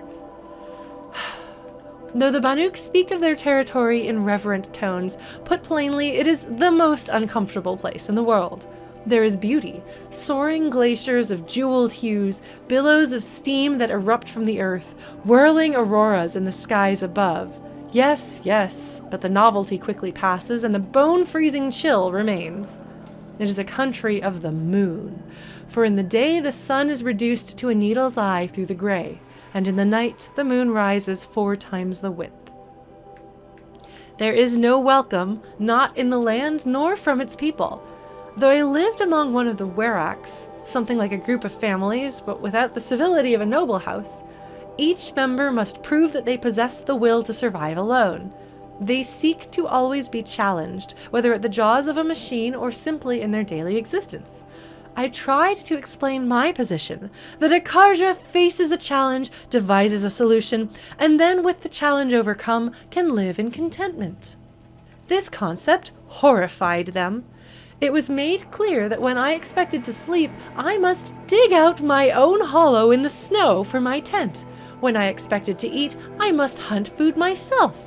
I hid my disappointment. After all, I had participated in a hunting trial or two in my time, and accepted. On the third morning, I was able to bring down a rabbit, much like those seen in the plains, but with a downy snow coat. Upon presenting my prize to the Werrick, I received only blank stares, until one indicated I must skin and prepare it. Reader, I will spare you the details. The experience nearly changed me to eat only maize bread forevermore. I had barely finished my gory portion before the Banuk set off on a machine hunt with their shaman, a man with machine bindings sewn into his very skin. Perhaps another challenge to decency. He claimed to sense the machine spirits close by, and sure enough the hunters and I followed tracks in the snow to a grazer herd. The Banuk made short work of them with their spears, and struck with a curious desire to prove myself, I threw myself into stripping a fallen machine for parts. Instead of praise for my initiative, I was subjected to the shaman's cursing and wailing, and hauled back to camp by a sullen hunter. Eventually, she explained that the machine spirits must be thanked for the gift of a successful hunt before any parts are harvested. Truly, I was despairing of the shifting wiles of Banuk culture, and longed for the certainty of the sun's guidance. That night, mercifully my last, my companions and another Werrick gathered under a pitiless clear sky to exchange songs, their way of recording history. Some understand the glyphs, but choose not to use them, asking, "What is a song without voices?" By this point, I knew better than to answer. My deeds warranted a whole verse in the song of my companions, but from what I could make out, much was lost in the translation. Still, there was laughter enough, and many promised to leave me a Banuk farewell mark for our time together. I parted ways with the Werrick not far from the high bloom, and set about climbing back down to Dawn's Sentinel, and with it, sun-blessed civilization. As for the farewell marks, I saw no such thing when I packed my wetly frozen belongings.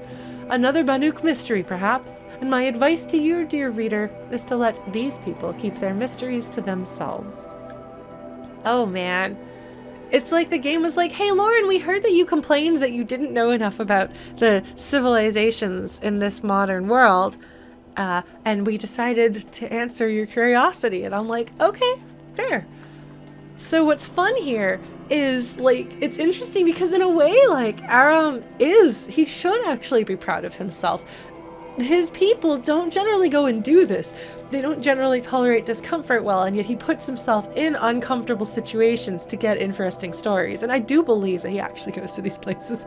Either that, or he talks to someone else who does and compares and gathers their story, which is possible. But I believe that this was based on somebody actually going there, whether it's him or somebody he paid to do it, which I would believe he might do. But it's funny because he has the way that he tells his story, that he hears somebody ask a question and then he decides that he'll go find the answer to that question. But notice that this is cheap paper. Like, this is like, it's very much like his like trashy adventures in a way. You know, like, this isn't a grand tome by a well-regarded scholar. But it's interesting. So we have the kind of dehumanizing of the others. Well, right now I'm talking about the well-traveled Aram, the person who wrote this. But so we've got the dehumanizing othering of them, where they're not fully human like us. So their cold blood does not take well to the heat. You can actually be acclimated to different weather. Now that I live in Canada, when I go home to Texas in the winter, I don't think anything of their winter. I don't have to wear a coat a lot of the time because it's not that cold. So you can acclimate, but it's not that you're actually cold-blooded. But these people don't know, and that's a reasonable thing that you would expect.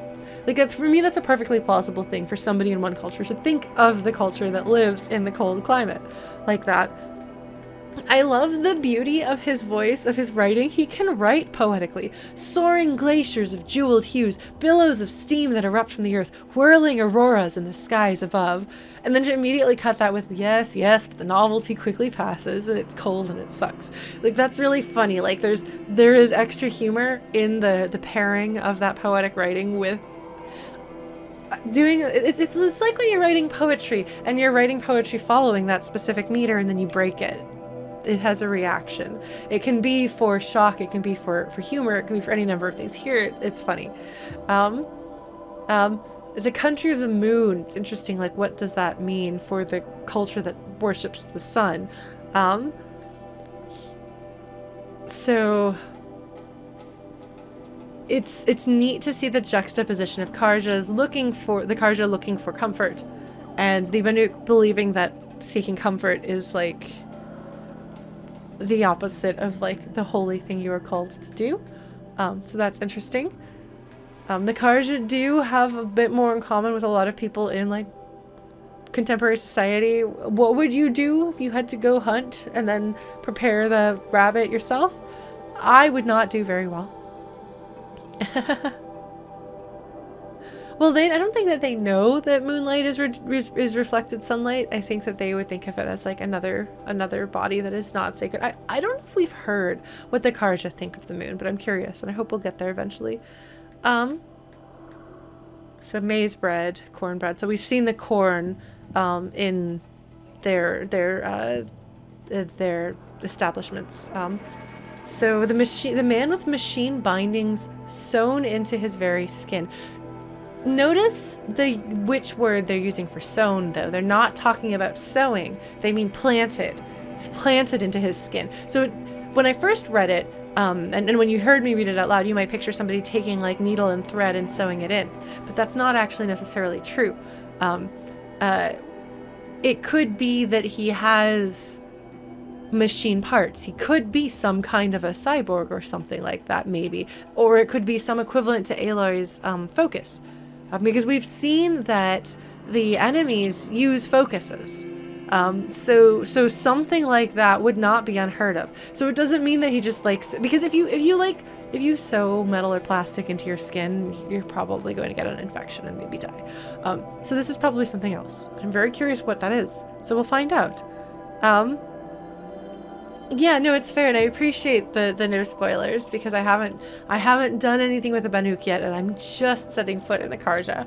And as you can probably tell from how I'm talking about this stuff, I love trying to figure out in advance. I love guessing what might be going on, and it's very exciting to discover what it is. And sometimes I get a hole in one where I guess correctly. It's very satisfying.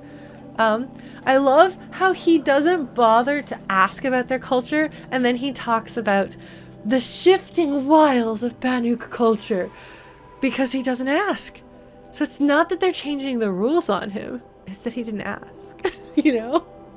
Perhaps you should ask before you go into another culture. But people have a hard time with that in the real world, in our contemporary world as well. I try before I travel to study the culture of the place that I'm going as much as I can.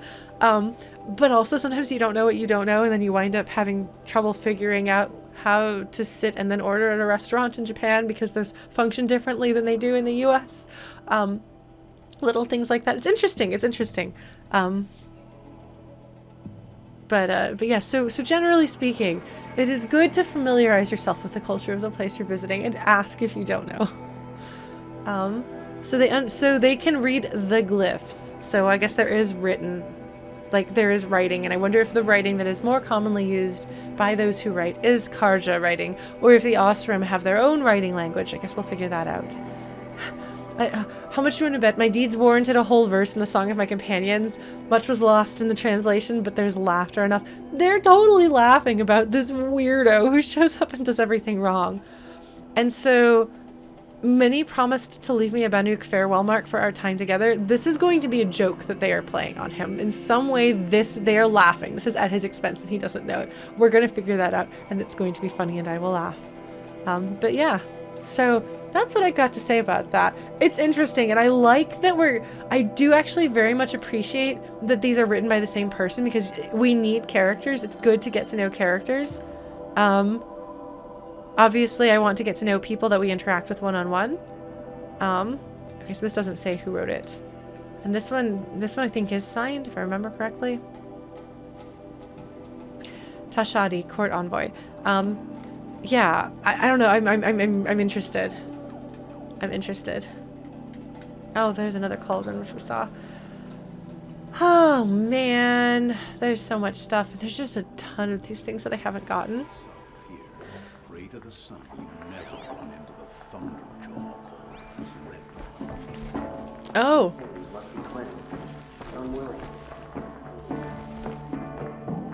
The machines in the grove will let you walk. Somebody said something about the red maw? Did he talk about red maw? Is that a machine that I've seen? I don't think so. This is the only maw that I've seen. Yes, tipping your waiter is a US specific thing. That is correct. And in Canada as well. There may be other countries that do it, but that's primarily it. But even in Canada, I don't think that they I think that they maybe underpay their servers, but not in the like you make $2 an hour and are expected the rest to come from tips. You know, that's a whole thing to talk about.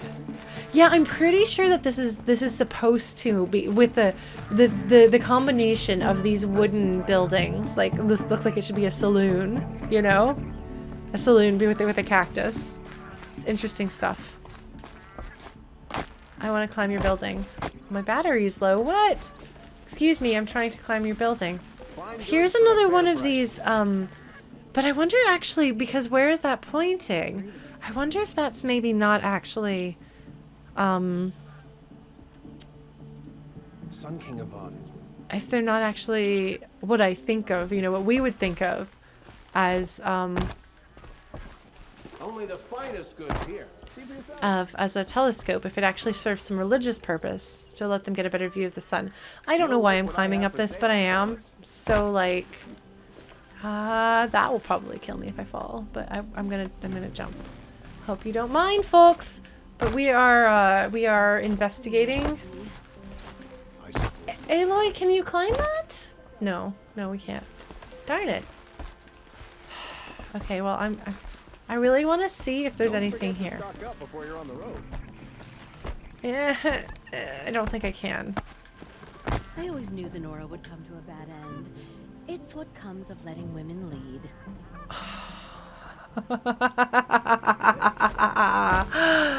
Oh boy. Oh, look at this. Here's their well, which I don't get to mess with. Everybody's having fun with the music over here. Would you like to buy something? Even the Banuk are enjoying it. Okay, well I don't know that I've done everything there is to do here, but I have put forth a decent effort. What is that? Hold on, there's something there. These aren't goods, they're necessities. There's a supply crate up there. How do I get there? I've got all the best goods here. Or is this a glitch? It might be a glitch, actually, now that I think about it. But maybe I can climb onto the roof here. I'm sorry, I might try to climb onto the roof. Oh, I don't think I can do that from here. Alright. Please don't die. I'm gonna die, aren't I? Probably gonna die. Should not die. Don't die. Oh, I think I can actually go in there. Okay, hold on. We're gonna do this. Here we go. Oh, hello. Did not expect you there. We've lived under the same sun all this time.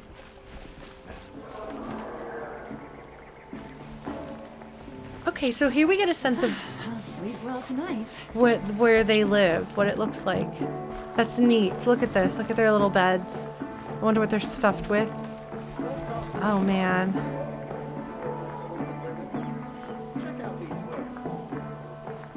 Oh man.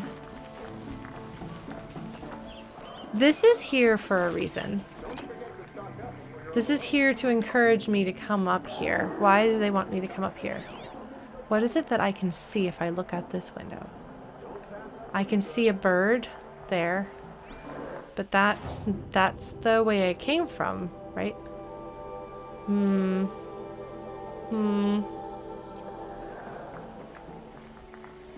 I wonder, what is it that I can only see here?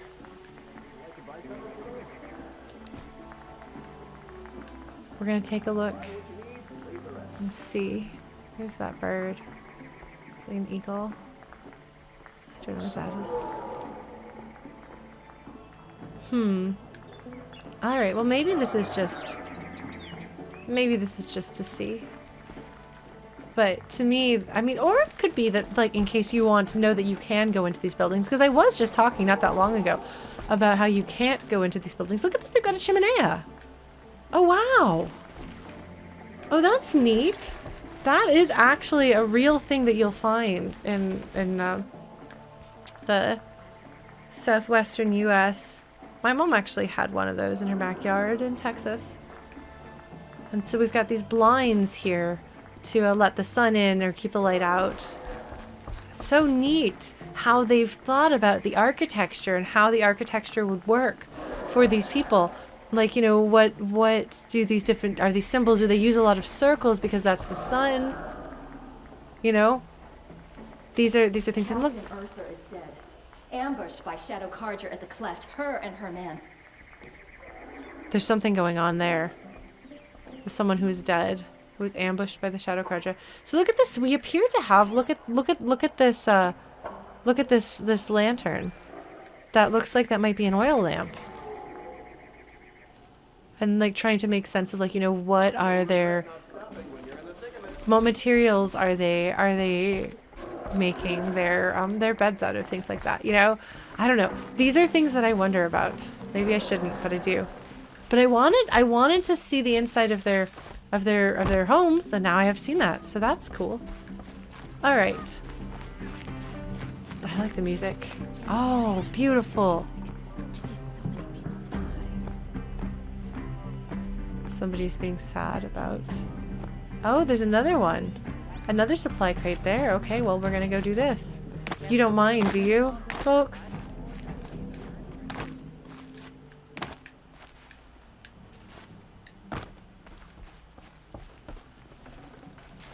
It's just a little bit of money, so it's not really a big deal, but it makes you walk around outside the building. I wonder if there's something else to see or discover here. See, like, their woodworking skills are quite advanced. Oh, what is that? Oh, it's a campfire. Oh, okay. Well, that's fine. I've already been there. All right.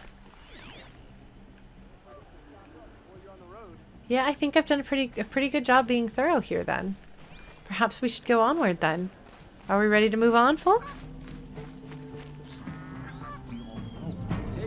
We've gotten some interesting tidbits here.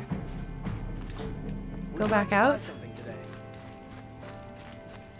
Lone light. Let's save. We'll be heading into nightfall. Not a good time to be wandering the roads, but you know, like you do. Where are we going? Where are we going? We'll go back down. Oh, and there's another save point there. It's interesting to... Oh, I really want this. No, Lauren. No, no, no, no, no. We're going to go to the main plot. We said we were going to do the main plot. We're going to do the main plot. We're going to do the main plot. We're going to do the main plot. I'm going to do the main plot. I'm going to do the main plot. Will you talk to me? Just a few more hours and I can get a drink. Or 3.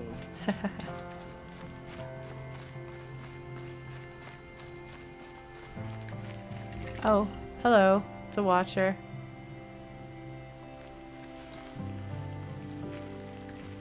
Don't watch me, watcher. Nothing to see here, friends. Nothing to see here. Oh, hi, Sophie. What is it, Miss Sophie? What is it, Miss Sophie?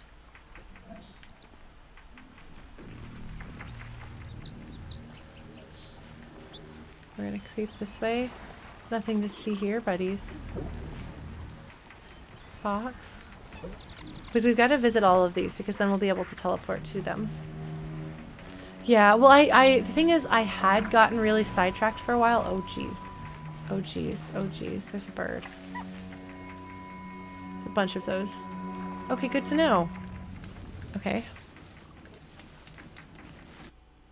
And I'd done a lot in the other parts of the game.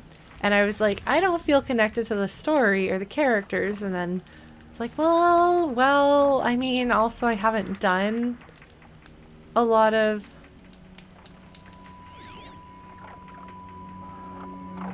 the story stuff. Glint Hawks. Okay. There's a bunch of these guys. Well, I'm gonna have to deal with them, aren't I? Oh, I don't want to. Is there another way through? Maybe, if I cut across this way. Instead of following the path. Sorry, I'm trying to think through. Do I want to go? Or I could go this way. This is another path that I could take instead. That has that. Yeah, because how is that a path? It looks like it goes up there and then it dead ends. I could just not go there. I could just go a different way. Maybe. Maybe. I don't know. I don't know how, but I could. I could go back down this way. Yes, I hear you. Yes, I hear you. Yes, I do. We could go this way, maybe. Is this the way that... Yeah. Maybe.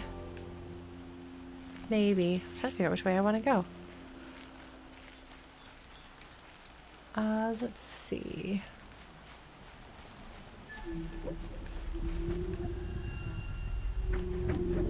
Okay. So you guys. I don't want to... Those, I think those are vultures. They look like vultures. I think they're vultures. I could just not deal with the vultures. I could just go the other way. I could go this way. Oh man, prickly pear. Prickly pear is delicious. Can you see my kitty? Can you see what a cutie she is? Do you see the kitten? Do you see the kitten? Isn't she a good baby? This is a broadhead site here. Don't actually know where I want to go.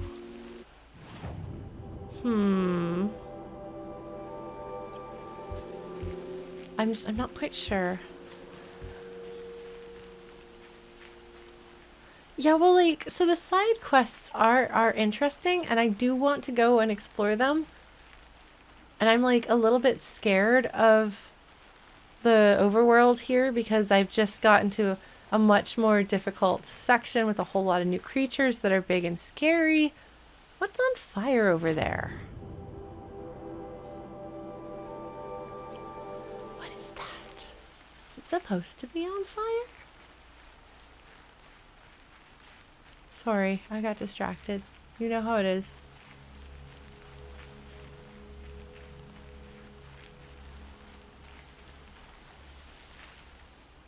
What are you? What are you? Broadheads. Okay. Longhorns. Oh. Oh dear. Oh, this isn't good. Hold on, we're gonna get this. Oh, that's not the right Good. one. I can use this. Oh, it's bandits.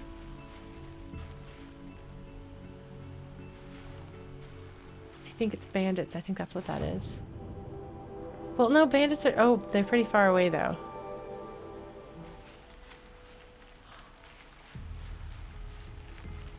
Just look at the rock formations here.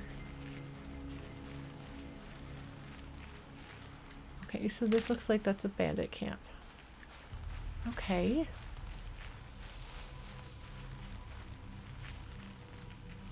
Sorry, I'm just creeping around, going completely not anywhere that I'm supposed to be. 'Cause Another signal. what? What? That Tallneck must be the one sending the signal.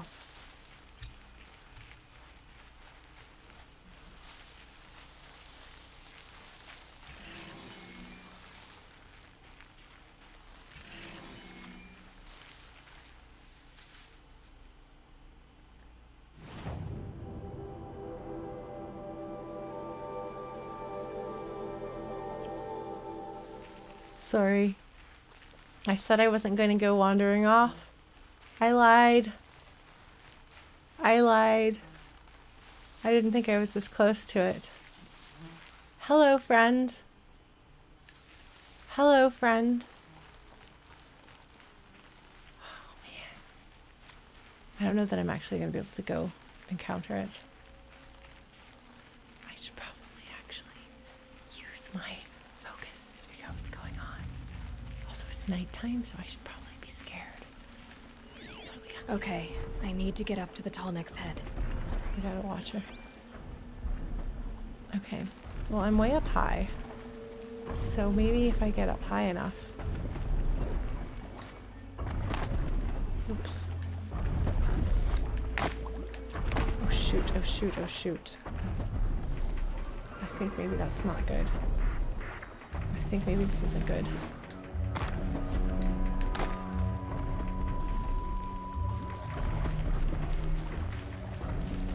How do I get up high enough to jump onto its head?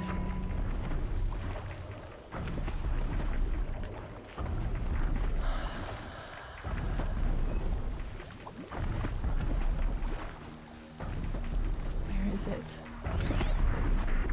Where is it? What am I hearing? Oh, it's going through the water. But it's way over there. It's not going to come here, is it? Okay, hold on.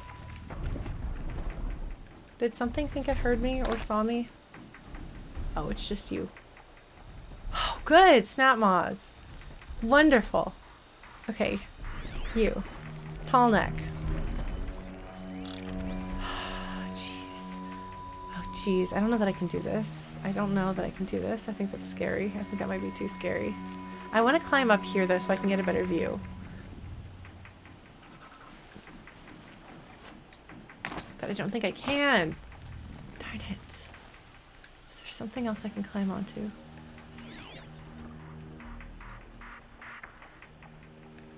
I think I'm gonna have to, hold on. Oh yeah, I do have to go across there to the water. And there's not a save point near there. Oh, look at that. There's a new quest and a save point over here. Tallneck, Copper Deeps. Tallneck level 13, yeah, but there's things that are not Tallnecks out here that are going to be hard. Like you little buddy. I'm going to have to cross water, and that means snapmaws. I don't want to fight snapmaws. What are you? Oh, good. Just birds, just hanging out over there. Just bird thinks, what is... Huh. The mountains continue over there. Okay, there's that bird. I should be aware that that's happening, though. I don't know that I can do this. I don't know how I feel about this. I'm just kind of scoping it out a bit.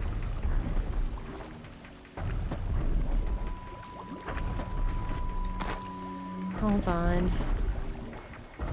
Alright. So you're just walking around in circles. Hi, buddy.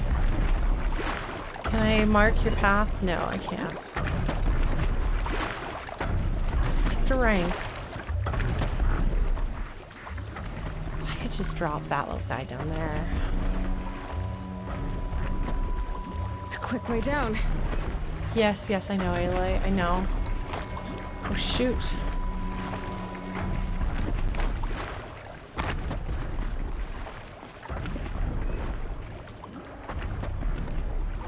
How?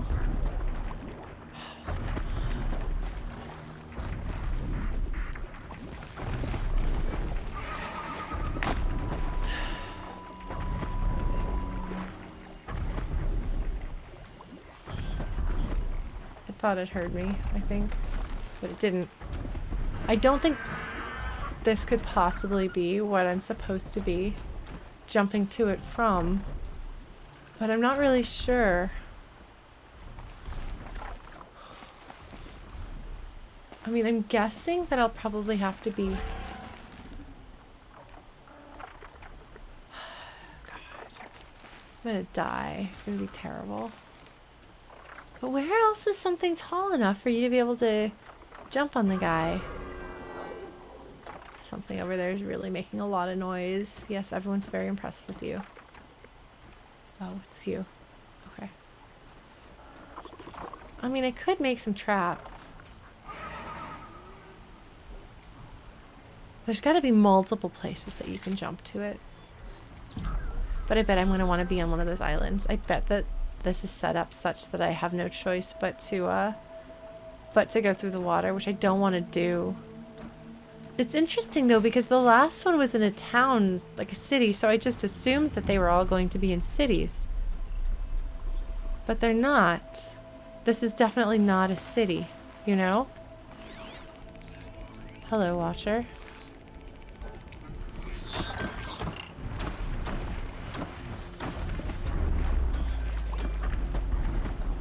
So you could jump on it over there, I think. I'm not sure. You know? Just trying to figure this out. There's something really kind of majestic about them, you know? Because if I can get on it, it will take out every other creature that's in the vicinity. If I remember correctly. There's an EMP. Alright. It doesn't pass close by enough here. Yeah, there's no way to do it from here, nor from up there. So I'm gonna have to actually go down and do it. Oh, shoot.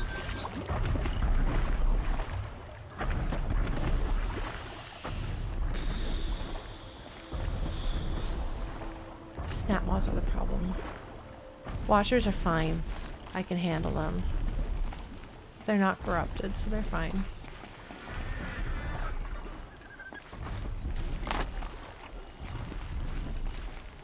I like that little guy right there.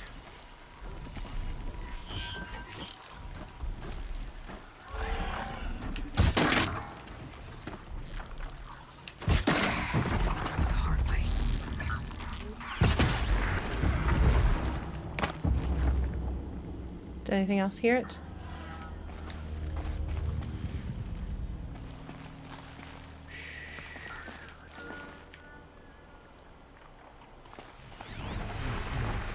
Oh shoot, oh shoot, oh shoot, oh shoot, oh shoot, this won't do. This won't do, this won't do. Oh, they're like, oh, hold on. Oh shoot.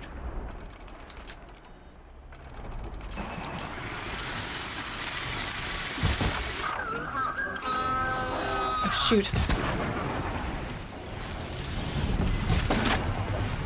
Oh shoot.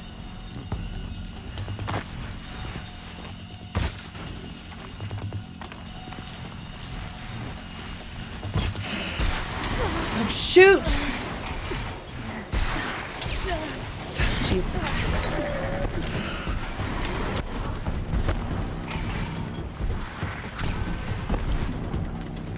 Jeez, oh jeez, oh jeez, oh jeez. Oh jeez.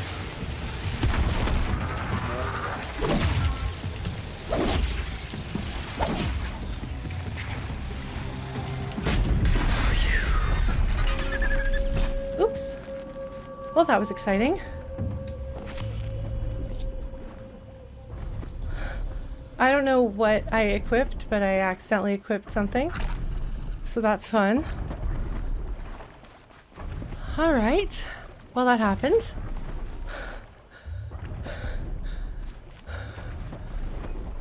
Alright. Just bit by bit, we can take out these little guys, maybe.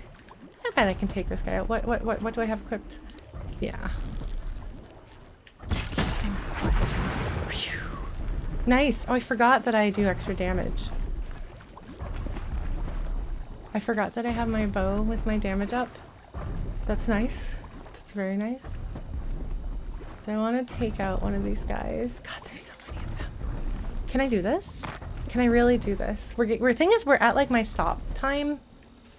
And this is going to take a while, I suspect. Thing is, I've got the tall ground. I've got the high ground.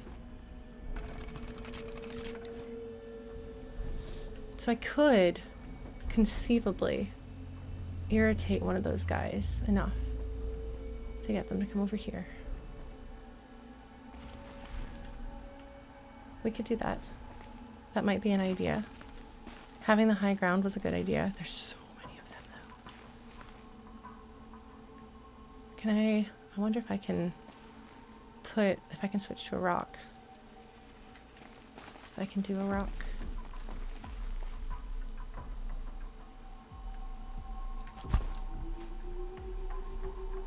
Oh. Yeah, that guy's like, huh? He's gonna go investigate his rock. He's like, what's up, man? What's up? What's up is that you're gonna get terror blasted. Actually, no. What's up is that I'm gonna remove components from you.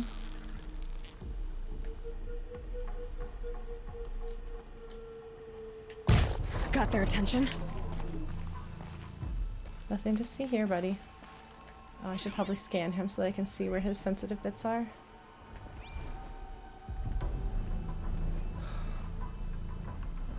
Alright. We're gonna try this again.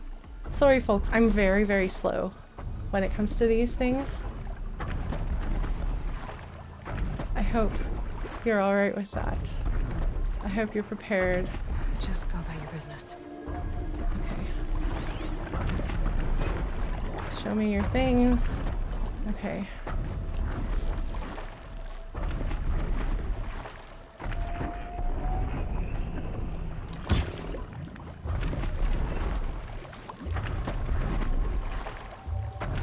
They're scanning for me. Scanning? Yeah, but you're not gonna find me because I'm way over here. Too bad I can't set him on fire. That'd be great. I guess I thought that the harvest arrow might actually knock off that part, but I think I'm gonna have to use the tear blast arrow.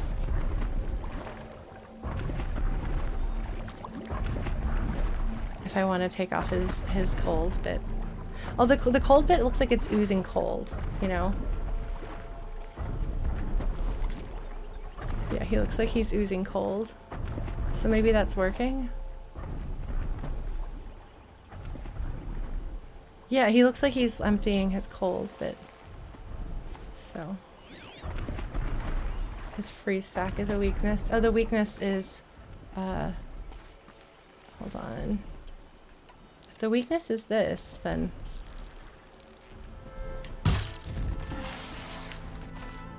Did it work? It's emptying, maybe. Nothing to see here, buddy. Absolutely nothing to see here. He's taking a little bit of damage. Not a lot. Yeah, he looks like he's oozing his cold stuff.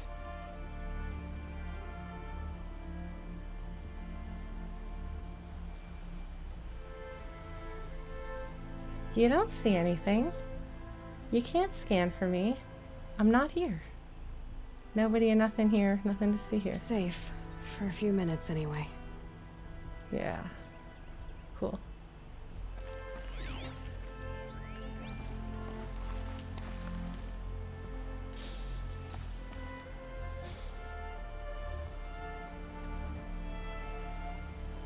Last time I blew them up. Oh man, hold on.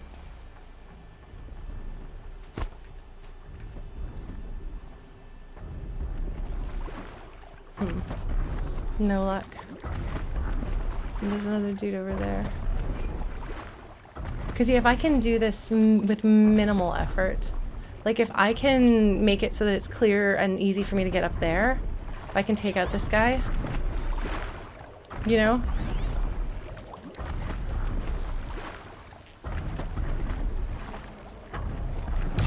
Just stay out of their way for now. Oh my gosh. Sophie is snoozing. Got little kitty dreams. There's nothing to see here, buddy. Absolutely nothing to see here. You got nothing. You're all good. I'm sorry, I'm so slow. But I think if I can take this guy out.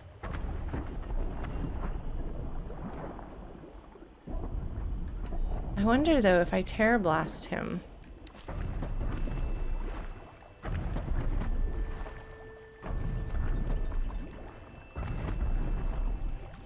Because I don't want him to summon his friends. Because I want him to be the only one on that island over there.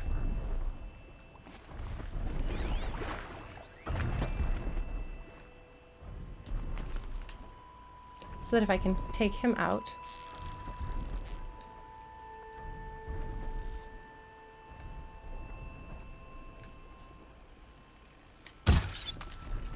Shoot, that did not do what I hoped it would. He's like, huh?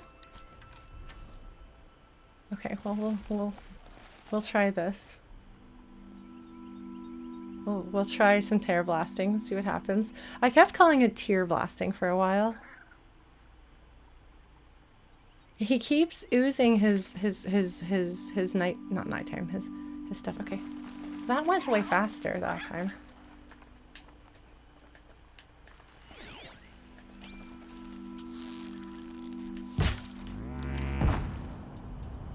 Oh, okay. That helped. That was nice. Maybe I should have done that all along. Keep quiet now. That worked really well. Terror Blast is really good. I'm definitely gonna have to buy more stuff to make more of those, but I probably should have done that sooner. Because I bet he'll take more damage now too. And I can knock off a lot of his stuff so that in case he does get mad, I'm less likely to die. Not dying is good. We like that. Oh shoot, something thinks it sees me? What thinks it sees me? What else thinks it sees me over there? At least now I know somebody else is over there. Well, that's good. Hi, Sophie. Hello, precious little girl. Okay. So we gotta do this.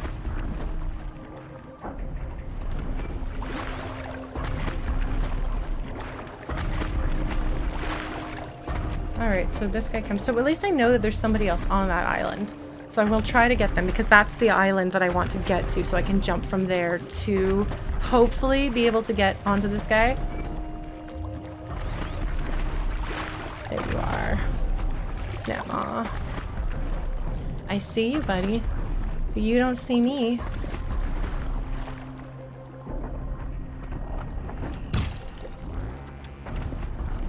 Oh shoot, there's nothing to see here. Nothing to see here. Oh, can I not knock anything else off? Oh wow.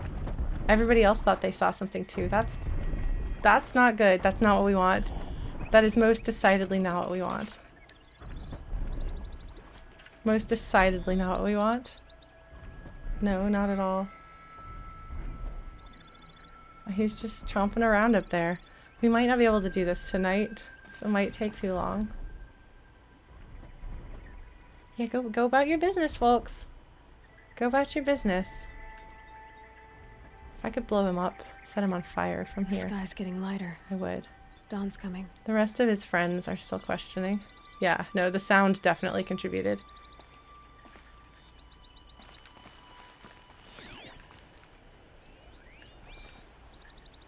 What arrow do I have equipped now?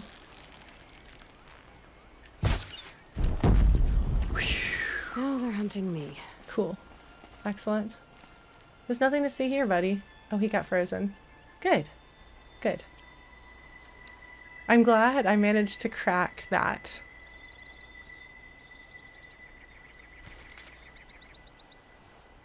Because that was definitely good. So it's clearly worth... This is good. This is letting me know kind of how those elemental things work. You know? Alright. The rest of his friends are concerned. I wonder, could they not see when it was nighttime? Or are they more likely to be on alert right now because of the noise that they'd heard? Okay. They're heading back. Or what?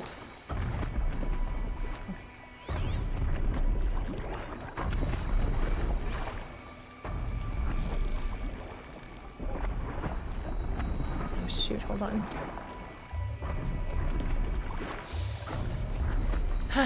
Sorry. I realize I'm really slow and this might not be the most interesting thing. And I apologize for that, but I really want to jump on that guy and I can't. And if I do that, he'll take out whoever else is in the area, I think. So they seem to... What is this? Oh, there's a metal flower there too. Oh, that's tempting.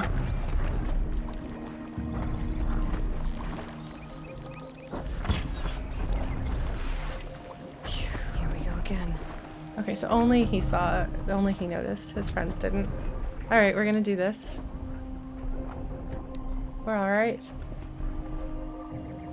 I'm sorry, I'm so slow.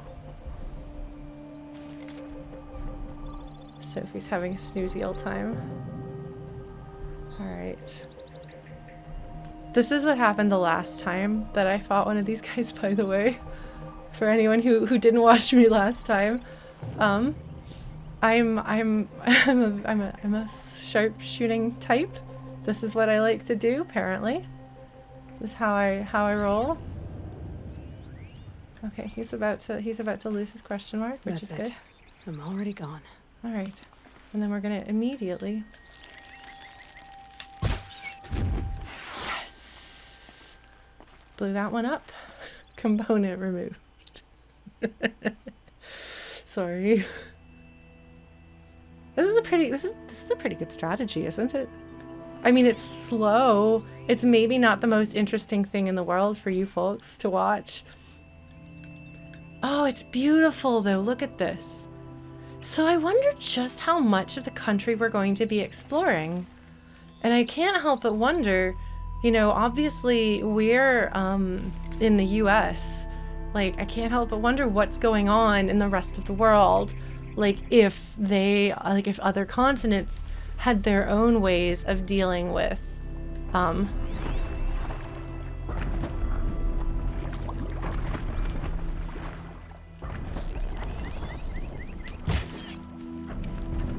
that didn't hit, did it?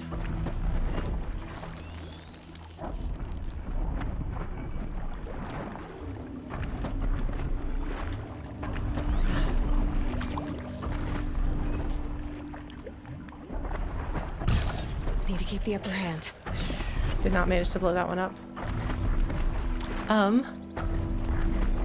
Like I can't help but wonder what they like what they might have done if there are similar situations elsewhere.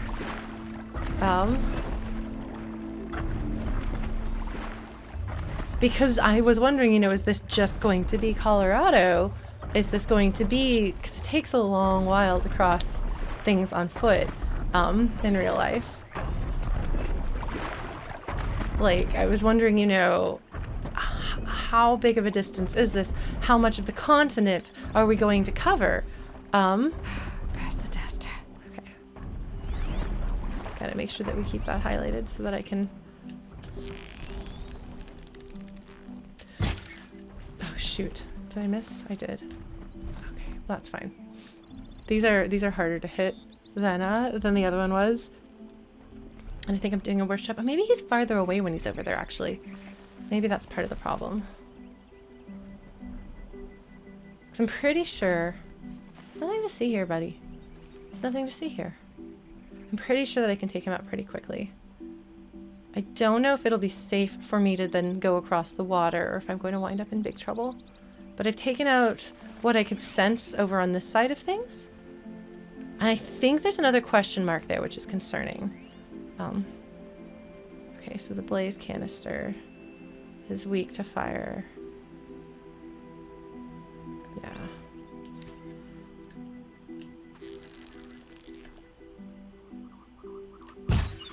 Calm, calm. Okay, he's almost dead. He's almost dead. Even though I didn't, Oh, I can kill him in one hit. I think I can kill him in my next hit.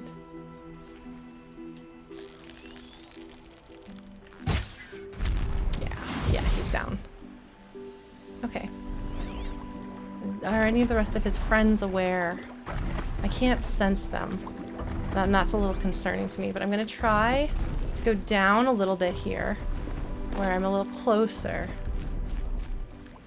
Try not to make really loud noises, maybe? Yeah, this is the right way. I was going the wrong way. We'll see. what else we can sense. Oh my goodness. Okay. Hold on. Sorry.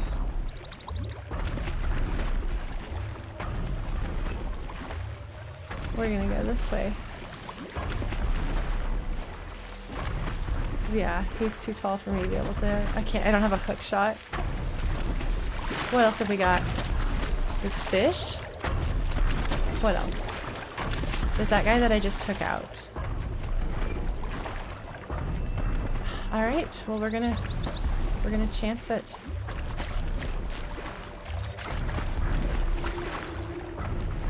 For better or for worse.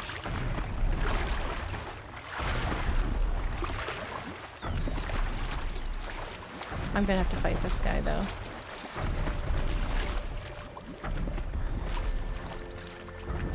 Oh shoot. Oh shoot, I do not want to be in the water fighting these guys.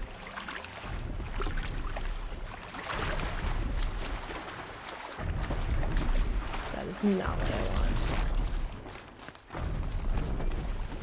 Oh, shoot.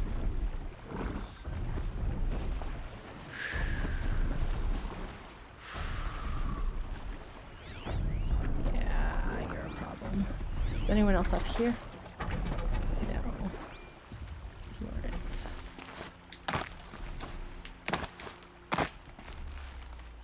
Okay. Okay, hold on.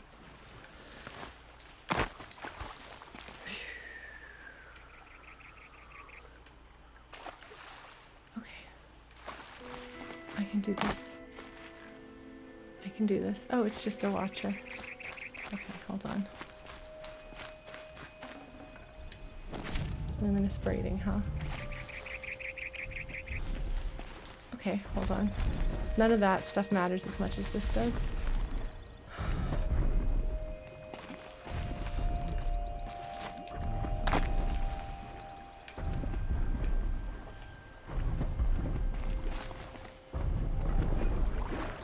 I hope this is high enough. I hope this is high enough. Alright, Aloy. Moment of truth. I haven't named the Tallnecks. No, I don't think I did. Let's see if we can do this. Does it give me an option? Or is it still too far away? Oh, is it still too far away? Oh, it's still too far away, isn't it? Shoot. Then what? What is close enough if this is not close enough? Oh no, there it is. I should be able to jump onto the Tallneck from here. Okay. Nothing to see here. Alright, well, that's good to know.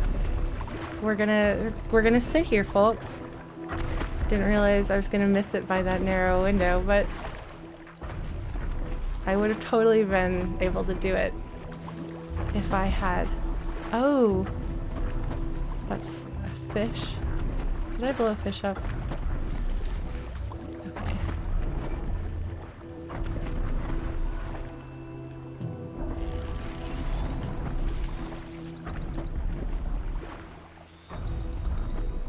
Keeping an eye on these guys, you know? The music's really good. I don't want that guy to look over and see me, you know? That's the last thing I want. But he doesn't seem like he's going to. So I think we're all right. He's not very observant. And yeah, I did Skyrim my way up here, didn't I? That is the way that I do things, apparently.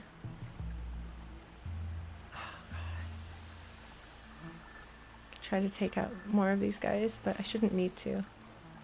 I should be good. Yeah. Yeah, you do your thing over there, buddy. Whatever it is you're doing, you do it. You keep doing it. You keep doing it, friend.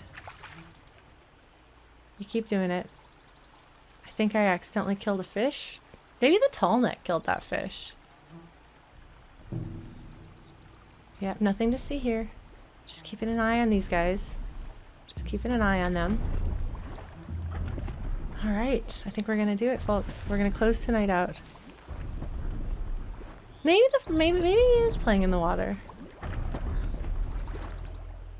He's just doing his thing over there, just having a good old time.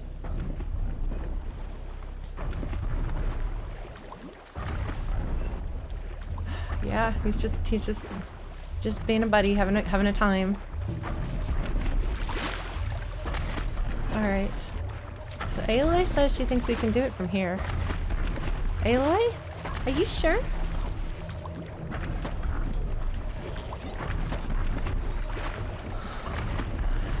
Oh my god! Missed it. I'll have to jump again. Oh jeez, this isn't good. This isn't good. Well, so much for that. Shoot, oh shoot, oh shoot, oh shoot, oh shoot, oh shoot, oh shoot. There's nothing to see here.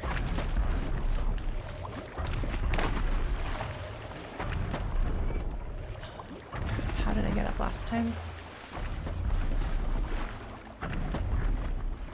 How did I do this last time? I have to make sure that I'm not making too much noise, you know? Is this where I was last time?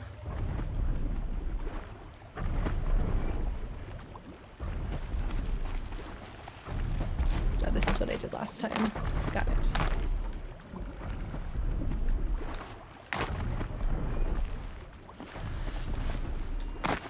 There we go. Okay. We're good. We're good. Nothing to see here. Nothing to see here. Okay, we're gonna try again. Sorry, folks. Did I do something wrong? Did I hit the wrong button?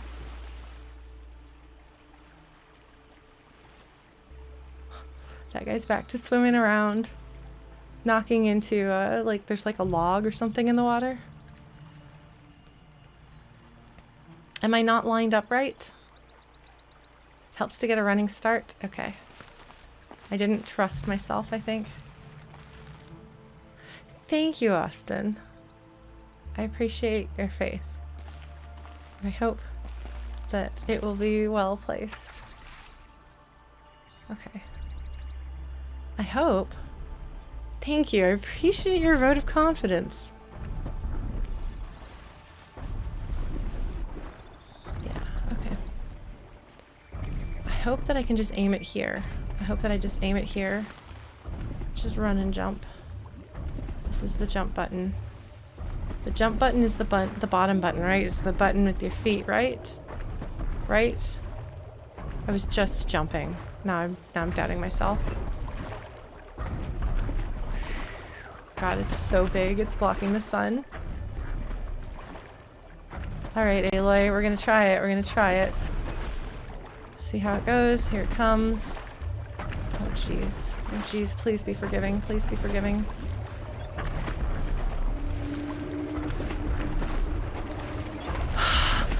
Okay. Time to climb up to its head. Okay. Alright. Oh my god. Oh my god, Aloy. How do I do this? Oh my god.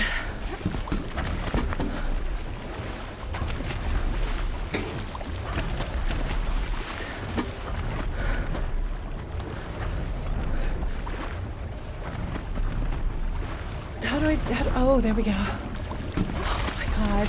Oh my god, and of course there's a bird. Of course there's a bird. There's a bird. There's a bird. Come on, before the bird can get to us. Come on, Aloy. Come on, come on.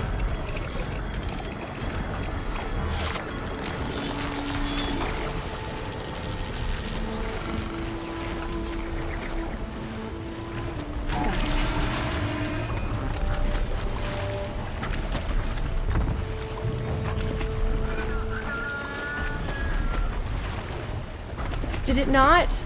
Oh, it didn't, did it? Oh, shoot. Oh, my God.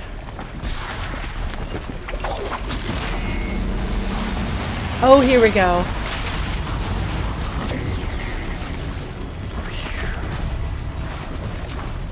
Okay.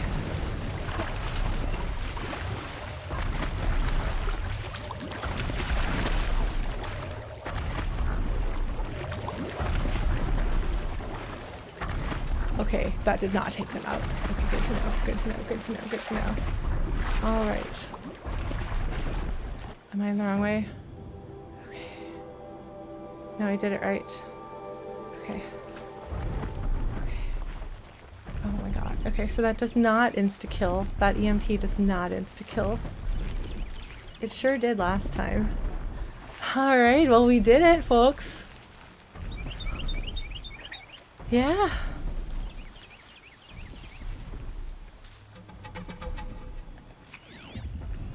Sawtooth. Whew. Good to know. I kind of want to just teleport to someplace nearby. You know? I want to teleport to the nearest save point. So that's saved. Oh my goodness, there's so much land. I don't want to get all the way to Texas. Okay, there's a bunch of metal flowers. I'm going to want those, but that's going to those birds. We don't want that. I haven't been to this one. I think I skipped over that one, huh? That metal flower. I really want that metal flower, but in order to get to that metal flower, I went the wrong way. I jumped off at the wrong point to get that metal flower. But we can come back and get that. We can go here. We can teleport here. I think I'm going to teleport here. Or maybe here. Doesn't really matter. Alright. Yeah. Oh. There's a corruption. There's corruption. Of course there's corruption zones here. Oh my god. There's so much stuff going on. Alright. Well, we're going to teleport someplace that's not here. And we'll do this again. We'll do this again. Yeah. Yeah, maybe we'll go here. We'll go here. Oops, wrong button. Yes, we're gonna confirm. We're gonna go because I want to save. I want to save that before I have a chance of dying. We're gonna take a look before we do anything else. We're gonna take a look at what we got from that. Was a successful journey? Yes. Oh, we need to start clearing out some of those bandit camps. I wonder if we're going to be able to rescue people and then make them be able to make home in the bandit camps the way we did with the rescued Nora. Campfire, yes. Remembers that I was standing up. Okay, so we're gonna take a look. Notebook. Data point. Tallneck, rather. Here we go. Alright, Tallneck transmitter lag, okay. US W. So the fact that it says US makes me feel like there's probably some that are not in the US. Let's take a look at this. Yes, it does show a map hologram when you override it, and so I think that that'll make things appear on the map too. So let's take a look at this. Orbit 3K2 initiated. Orbit 2. Cycle 808,000. 807,000. Route inquiry. No response to G prime. Response to G prime. Ping inert agents. 43 out of 46 dormant. 31 out of 35 dormant. I'm just thinking, you know, I'm just really curious to know. What are the dormant agents? What are the inert agents? And I have no way of knowing at this point. Like nothing at all. But I'm dying to know. I'm very curious. So yeah, so the map that I believe clears out some of the fog of war in the area and shows us where some things are. It's a whole lot of enemies. Lonesome Rock, huh? Metal flowers. Lots of things going on. Oh, look at that. There's more Tallnecks. It's a big world. It's a pretty big world. But it's only a part of the continent, so I don't know. But we're gonna save here, and then we'll pick up next week with if we want to move forward with the story properly. Thank you so much for joining me, folks. I've appreciated your company. I've appreciated your presence here. And I hope that you have enjoyed your stay. I hope that we had enough adventure for you. Taking out the flappy flap, I think, was the big, very exciting thing for the night. What are those called again? Thank you so much, folks. So we will be playing Hades on Thursday. We will be taking next Tuesday off because I am going to be going to a show. I have a friend band in town that I'm going to be going to. Which I think overlaps with my stream time. I will double check, but I think that we will not be streaming this next Tuesday. Flappy Flap. Look, I'm really good at naming things, okay? I'm notoriously bad at naming things. But we will be back to Hades on Thursday, which will be a very big one. And then we're in the World of Ruin on Saturdays for what's the word? For Final Fantasy VI Pixel Remaster. Also, before you go, Sunday the 24th is the day of the concert that I'm hosting. So if you would like to see some video game music played live by me and other friends, you should absolutely come to that. Mark that on your calendar. That's a Sunday afternoon. I will keep you posted about more information about that. I'm hoping tonight to put together so that tomorrow I will be sharing the musicians that are performing and have everything ready to go for that. But yeah, so that's that. Thank you so much for joining. If you like what you see here, please give me a follow. It's always nice to keep in touch. I do this generally every Tuesday. Like I said, I will not be doing next Tuesday, but otherwise almost every Tuesday. So yeah, take care of yourselves. And I will see you later. Take care. Bye.